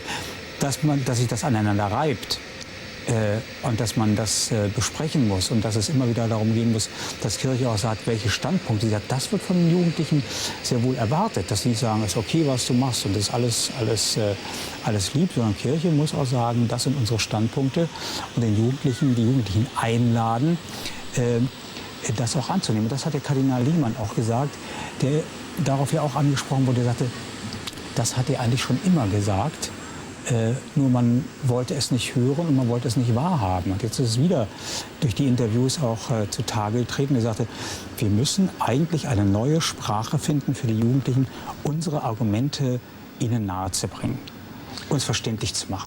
Wir leben in einer sehr schnelllebigen Zeit. Was meinen Sie denn, wie nachhaltig wird das sein, was den Jugendlichen auf diesem Weltjugendtag vermittelt wurde?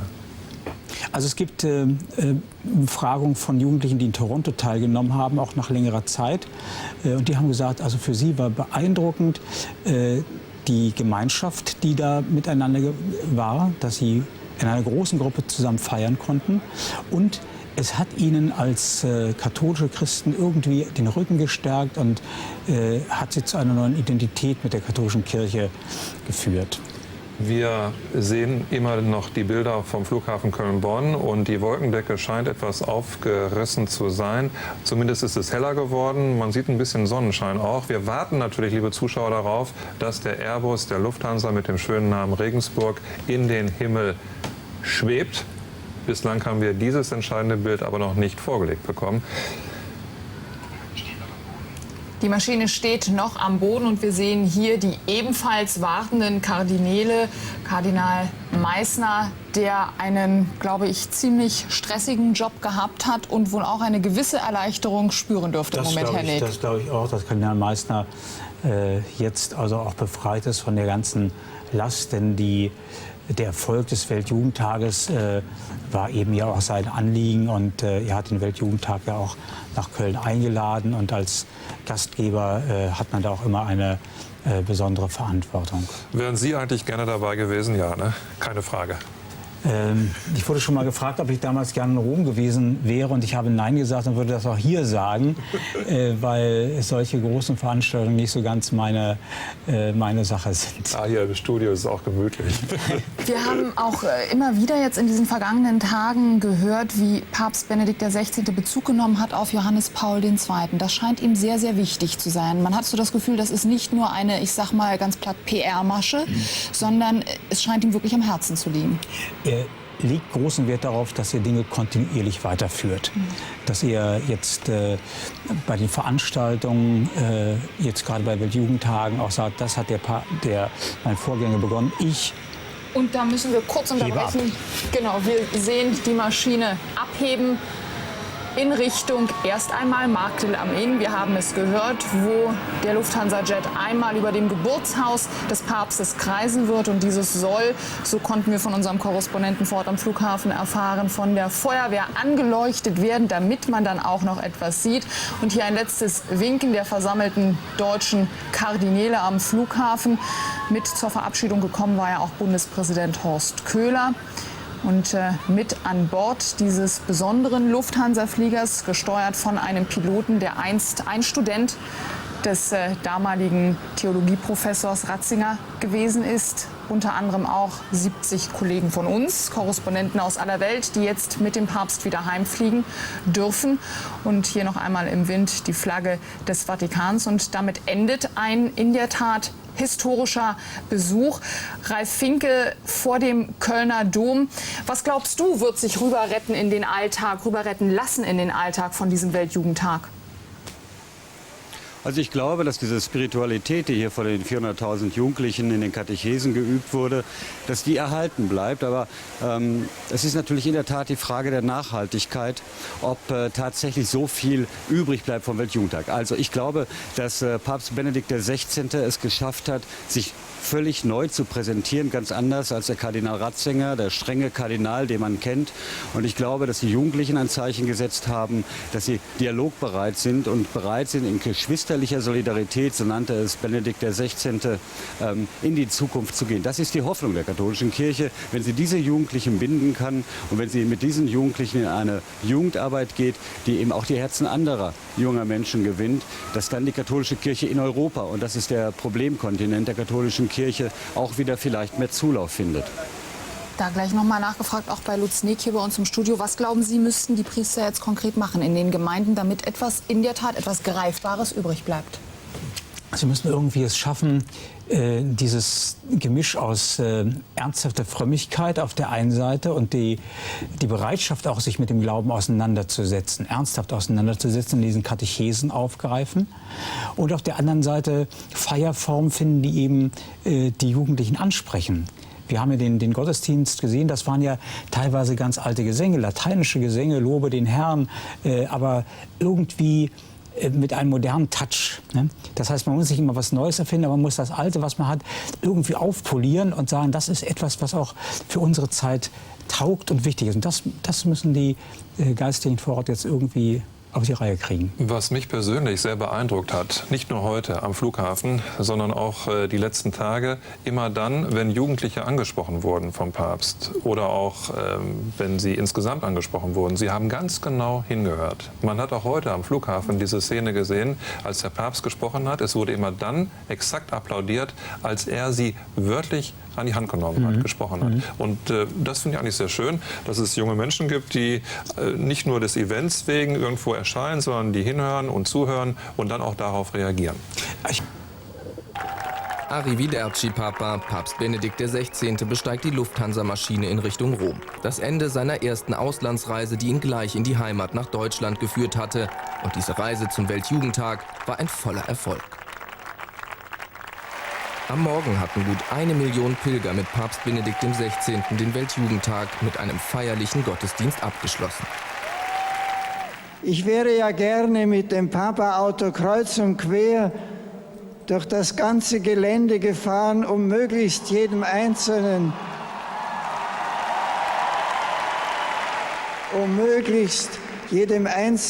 nahe zu sein.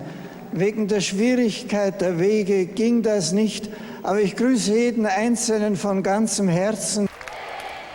Immer wieder wird der Wortgottesdienst mit Benedetto-Rufen unterbrochen. Der Papst, fast peinlich berührt, bedankt sich mit scheuen Gesten. Die Pilger begeistert. Also alle sind aufmerksam und freuen sich, wenn der Papst was sagt. Und ja, und das erlebt man nicht oft, also dass eine Messe so mitreißend ist und alle mitmachen. Schließlich empfangen die jungen Christen den Segen von Benedikt XVI. Beim 21. Weltjugendtag gibt es ein Wiedersehen in Sydney 2008. Viel weniger feierlich gestaltete sich aber die Abreise der Millionen Pilger. Der Verkehr rund um Köln bricht aufgrund der Massen zusammen. Papst Benedikt XVI. War hier offenbar im Vorteil, denn er erreichte seine Maschine fast pünktlich. War ein Abflug mit einem kleinen Hindernis. Das letzte Livebild, was die Zuschauer der ARD von der Lindenstraße gesehen haben, das war eine offene Flugzeugtür. Die blieb auch 10 Minuten lang offen. Ein Techniker war an Bord, aber die Lufthansa sagte mir, alles Routine. Um 19:42 Uhr und genau 18 Sekunden war es soweit. Der Airbus A321 mit dem Namen Regensburg, den hatte die Lufthansa extra ausgesucht. Er hob ab und der Pilot Martin Ott, übrigens ein Theologiestudent in seinem ersten Beruf, der bei Kardinal Ratzinger studiert hat. Kapitän Ott steuert die Maschine auf einer Papstspur über Bayern. Und so wird Benedikt XVI. Gelegenheit haben, quasi von oben nochmal auf das Leben zu schauen, was er als Kardinal Ratzinger geführt hat. Und damit zurück zur Tagesschau nach Hamburg. Discovery ist mit einem Tag Verspätung wieder auf dem NASA-Stützpunkt Cape Canaveral eingetroffen. Mit dem Shuttle im Huckepack landete eine umgebaute Boeing 747 auf dem Weltraumbahnhof in Florida. Schlechtes Wetter hatte gestern den Weiterflug nach einem Zwischenstopp in Louisiana verhindert. Die Discovery war am 9. August nach 2 Wochen im All in Kalifornien gelandet. Es war die erste Shuttle-Mission der NASA seit dem Unglück der Columbia vor 2,5 Jahren. Wenn der Flug diesmal etwas länger dauert als sonst, dann liegt das an dem Sonderprogramm, das sich die Lufthansa für den Papst aus Bayern hat einfallen lassen. Die Maschine, mit der der Papst fliegt, Sie haben es vielleicht gesehen, trägt den Namen der Stadt Regensburg. Ihr Pilot ist ein ehemaliger Theologiestudent und Schüler Josef Ratzingers. Und die Route führt in Abweichung des üblichen Wegs in geringer Höhe über Altötting und Ratzingers Geburtsort Marktl am Inn. Sigrid von Fintel. Für Lufthansa-Pilot Martin Ott und Co-Pilot Francesco Scottino ist es ein ganz besonderer Tag in ihrer Laufbahn. Letzter Blick auf die Wetterkarte und dann heißt es für die Crew volle Konzentration auf den Sonderflug LH 3856 nach Rom mit Papst Benedikt an Bord. Der Airbus trägt den Namen Regensburg. Dort besuchte der 7-fache Vater Ott einst Vorlesungen bei Professor Ratzinger. Also das ist für mich so eine tiefe innere Freude, einem Papst dienen zu dürfen, so in unmittelbarer Nähe. Wissen Sie, das gehört in diese Ecke der Freuden, das empfindet man vielleicht bei der Geburt des eigenen Kindes. Also in diese Ebene kommt es. Was Exotisches, was Tolles. Ein wenig Unbehagen beschleicht den Piloten nur wegen des unbeständigen Wetters in Bayern. Dieses Tiefdruckgebiet, das sich da so beharrlich ausgerechnet über Bayern da festgesetzt hat, das wird uns wohl bis zu einem späten Abend noch etwas zu schaffen machen. Derweil warten 1000 Touristen und Einheimische in Marktl am Inn auf die Papstmaschine. Erste Eindrücke. Das hat eine ganz große Symbolkraft, aber auch noch mehr. Dieser Weltjugendtag hat ja die Begeisterung der jungen Menschen gezeigt für den Papst, aber nicht nur für die Person des Papstes, sondern auch für die katholischen Inhalte, für die Religion, für die vielen spirituellen Impulse. Endlich hat das Warten ein Ende. Gegen 20:45 Uhr ertönt aus 1500 Metern Höhe über Funk die Stimme des Papstes aus dem Cockpit. Zu meinem Geburtsort, zu dessen Bürgern ich ja Kraft der Ehrenbürgerwürde, die mir geschenkt worden ist, zähle. Wir haben in Köln unvergessliche Tage erlebt. Gegen Mitternacht wird Papst Benedikt aus seiner Heimat Deutschland wieder zurück im Vatikan sein.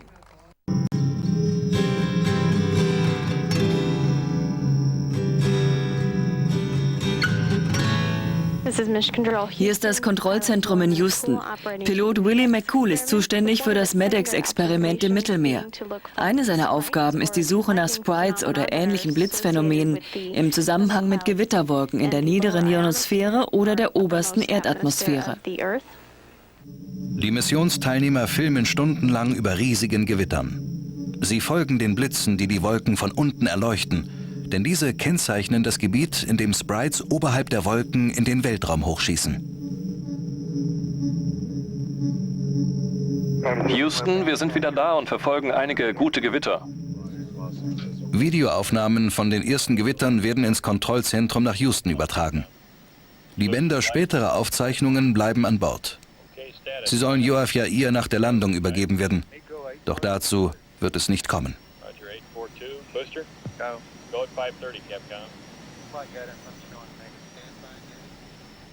Am Ende der 16-tägigen Mission angelangt, tritt die Raumfähre Columbia über der kalifornischen Küste wieder in die Erdatmosphäre ein.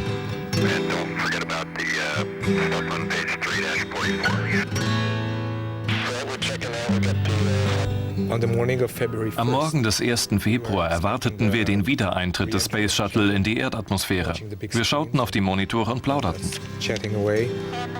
Ein Besatzungsmitglied filmt die letzten Momente im Cockpit. Man sieht die flimmernde, extrem heiße Luft durch die Luke, als die Raumfähre mit über 40.000 Stundenkilometern wieder in die Erdatmosphäre eintritt. Ich bin froh, dass ich jetzt nicht da draußen bin. Kameras in der Zentrale in Houston zeichnen die letzten Funksprüche auf. Es sieht alles gut aus. Alle Instrumente zeigen normale Werte. Plötzlich reißt die Verbindung zum Shuttle ab. Es gibt nur noch statisches Rauschen. Was die Kontrollzentrale nicht weiß, Kameraleute filmen draußen bereits die brennenden Teile der Columbia, die in Richtung Erdboden rasen. Columbia, Houston, UHF, comm check. It went away, so I do believe it's instrumentation. Okay. GC flight. GC flight. Fly GC, lock the doors. Wir alle hatten dieses schrecklich flaue Gefühl. Leute fingen an zu weinen. Ich weinte auch, ich konnte mich nicht zurückhalten. Es war wirklich sehr, sehr schlimm.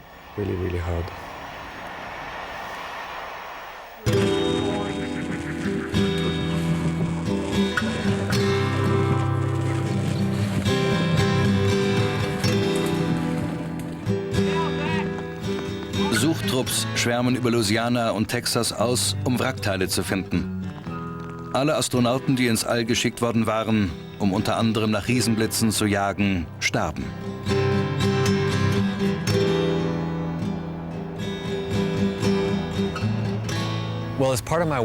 Ich arbeitete zu der Zeit in Los Alamos an einem Blitzmeldesystem. Mein Vorgesetzter Murray Pongrass rief mich früh an jenem Morgen im Labor an und fragte, hast du die Nachrichten schon gesehen? Ich sagte nein. Du solltest alle gesammelten Daten speichern, sagte er, weil die Columbia gerade verschwunden ist. Als wir hörten, dass die Raumfähre über der Westküste explodiert war, erkundigten wir uns, ob es Gewitter gegeben hatte. Aus San Francisco meldet sich plötzlich ein Augenzeuge.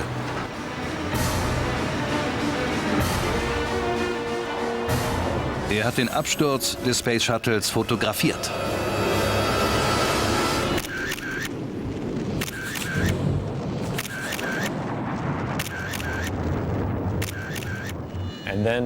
Es hieß, es gebe Bildmaterial, das den Absturz mit einem Blitz in Verbindung bringt. Amateurastronom Peter Goldie ahnt nicht, dass es beim Wiedereintritt des Shuttles in die Atmosphäre ein Unglück gegeben hat, bis er die Bilder auf seinem Computer ansieht. Als ich das Bild sah und in den Nachrichten im Fernsehen hörte, dass etwas nicht stimmte, sträubten sich mir die Nackenhaare. Das Bild zeigt eine helle Linie. Es wurde mit 8 Sekunden Belichtungszeit geschossen, als die Columbia vorbeiflog. Die Raumfähre scheint von einer purpurfarbenen Lichtspirale getroffen worden zu sein. Ich wusste nicht, was es war, aber es sah wie ein Blitz aus. Der angebliche Blitz schlug 2 Sekunden, bevor ein helleres Leuchten das Auseinanderbrechen der Raumfähre anzeigte, ein. 6 Minuten später explodiert die Columbia. Eine Zeitung beschafft sich das Foto und die Riesenblitze machen Schlagzeilen. Am Samstag war der Absturz und am Sonntag hatten wir einen Artikel in der Zeitung über dieses Foto, das in Marin County aufgenommen worden war. Am Mittwoch danach brachten wir noch eine Meldung mit dem Titel „Das erstaunliche Foto eines Mannes aus San Francisco“. Die Zeitungsredaktion besitzt zwar das Foto, darf es jedoch nicht veröffentlichen. Die NASA schickt sofort einen Agenten nach San Francisco und beschlagnahmt das Foto. Die ersten Indizien auf dem Foto wirkten wie ein Schock. Man dachte, Sprites wären harmlose Erscheinungen. Und nun sah es so aus, als ob sie diese Katastrophe verursacht hätten. In detektivischer Kleinarbeit versuchen die Forscher dafür einen Beweis zu finden. Zum einen gab es dieses Foto und zum anderen die Tatsache, dass die Raumfähre während des Wiedereintrittes natürlich durch die Schichten flog, in denen Sprites und andere ähnliche elektrische Phänomene vorkommen. Um sicher zu gehen, war die NASA daran interessiert, dass alle möglichen Hinweise auf eine elektrische Einwirkung gründlich untersucht werden. Doch die letzten Aufzeichnungen der Columbia von den Megablitzen sind nach dem Absturz zunächst verschwunden. Es dauert 2 Wochen, bis die Bänder in den Trümmern entdeckt und nach Israel gebracht werden.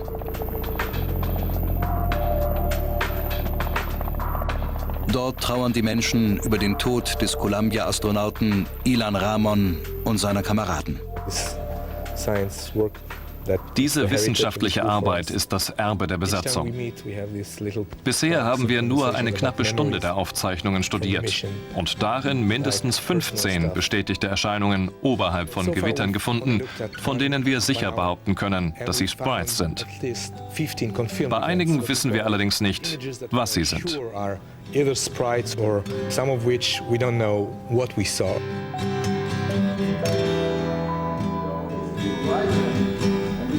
Eines der ersten Columbia-Bilder, das veröffentlicht wird, ist der Eintritt eines Meteoriten in die Atmosphäre. Er löst offensichtlich einen Riesenblitz aus. Der erste Meteor tritt hier ein. Und dies hier ist der Sprite.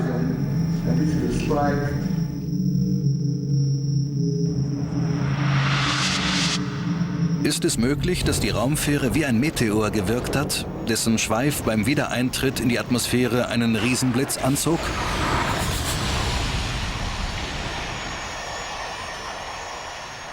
Der Öffentlichkeit teilt die NASA mit, dass Schäden am Flügel und schlechtes Management für den Unfall verantwortlich sind. Die eine Ursache war der Schaumstoff, der sich löste und gegen den Flügel schlug. Die zweite war der interne Ausfall der Überprüfungs- und Sicherheitssysteme.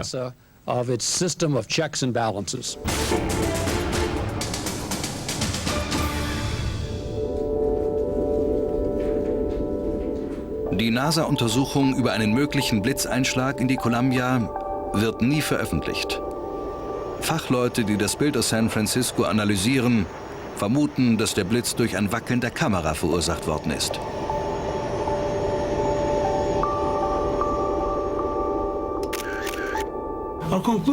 Unsere Schlussfolgerung war, dass es keine Indizien für das Vorhandensein elektrischer Ladungen in dieser Region der Erde und der Atmosphäre gab, durch die das Space Shuttle flog. Die Aufnahme ist wahrscheinlich durch eine Störung in der Kamera entstanden.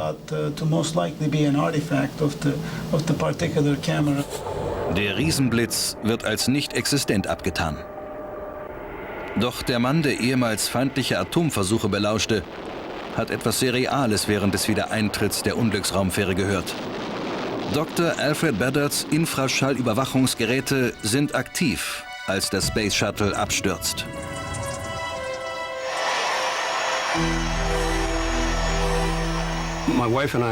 Ich saß mit meiner Frau vorm Fernseher und wir schauten den Wiedereintritt an, als plötzlich etwas schief ging.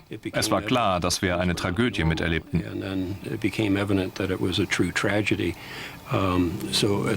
Wir wussten, dass wir in der Vergangenheit Signale von anderen Wiedereintritten empfangen hatten und so prüften wir unsere Daten, um zu sehen, ob wir etwas hatten. Die Detektoren haben vor dem Auseinanderbrechen der Columbia ein Geräusch aufgefangen. Ich lasse es jetzt laufen.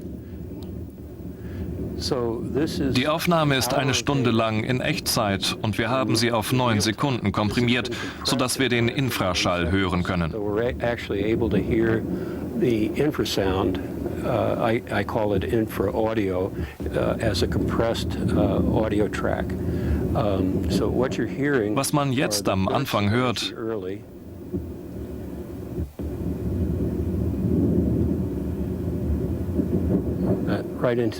das sind die Energieausbrüche. Dann kommt dieses dumpfe Geräusch. And then that hollow thud.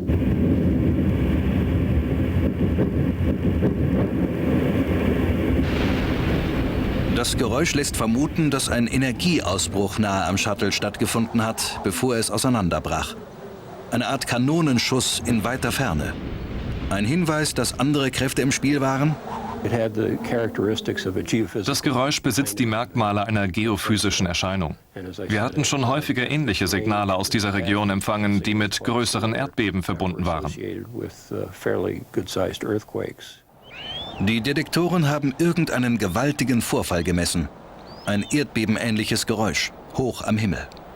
Nach Bedard-Schätzungen lag das Epizentrum im Flugweg der Unglücksraumfähre. Ich würde schätzen, dass es hier um San Francisco herum passierte, vielleicht ein wenig südlich davon. Das Geräusch hört sich an wie eine Mischung aus Erdbebengrollen und dem Donner eines Sprites. Man kann mit großer Wahrscheinlichkeit behaupten, dass ein Sprite an sich keine Gefahr für eine Raumfähre darstellt. Dennoch gibt es da draußen Dinge, über die man nichts weiß. Könnte die Columbia ein unbekanntes Wetterphänomen ausgelöst haben, das dieses erdbebenähnliche Geräusch erzeugte? NASA-Forscher aus Alaska, die 1994 mit einer speziellen Farbkamera über Gewittern fliegen, sind überwältigt, als sie eine weitere, aggressivere Form von Blitzen entdecken, die bis dahin niemand kannte. Wir beobachteten ein Gewitter über Arkansas, das fast ununterbrochen hell leuchtete. Hunderte Blitze gingen unter den Wolken ab und gleichzeitig schossen bläuliche Sprites alle 10 Sekunden aufwärts.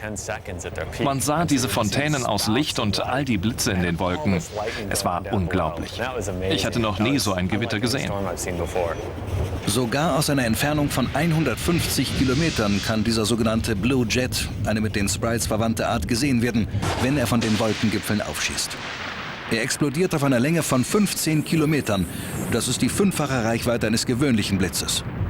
Abgesehen von den Aufnahmen des Alaska-Teams weiß man wenig über ihre Kraft oder wo sie einschlagen.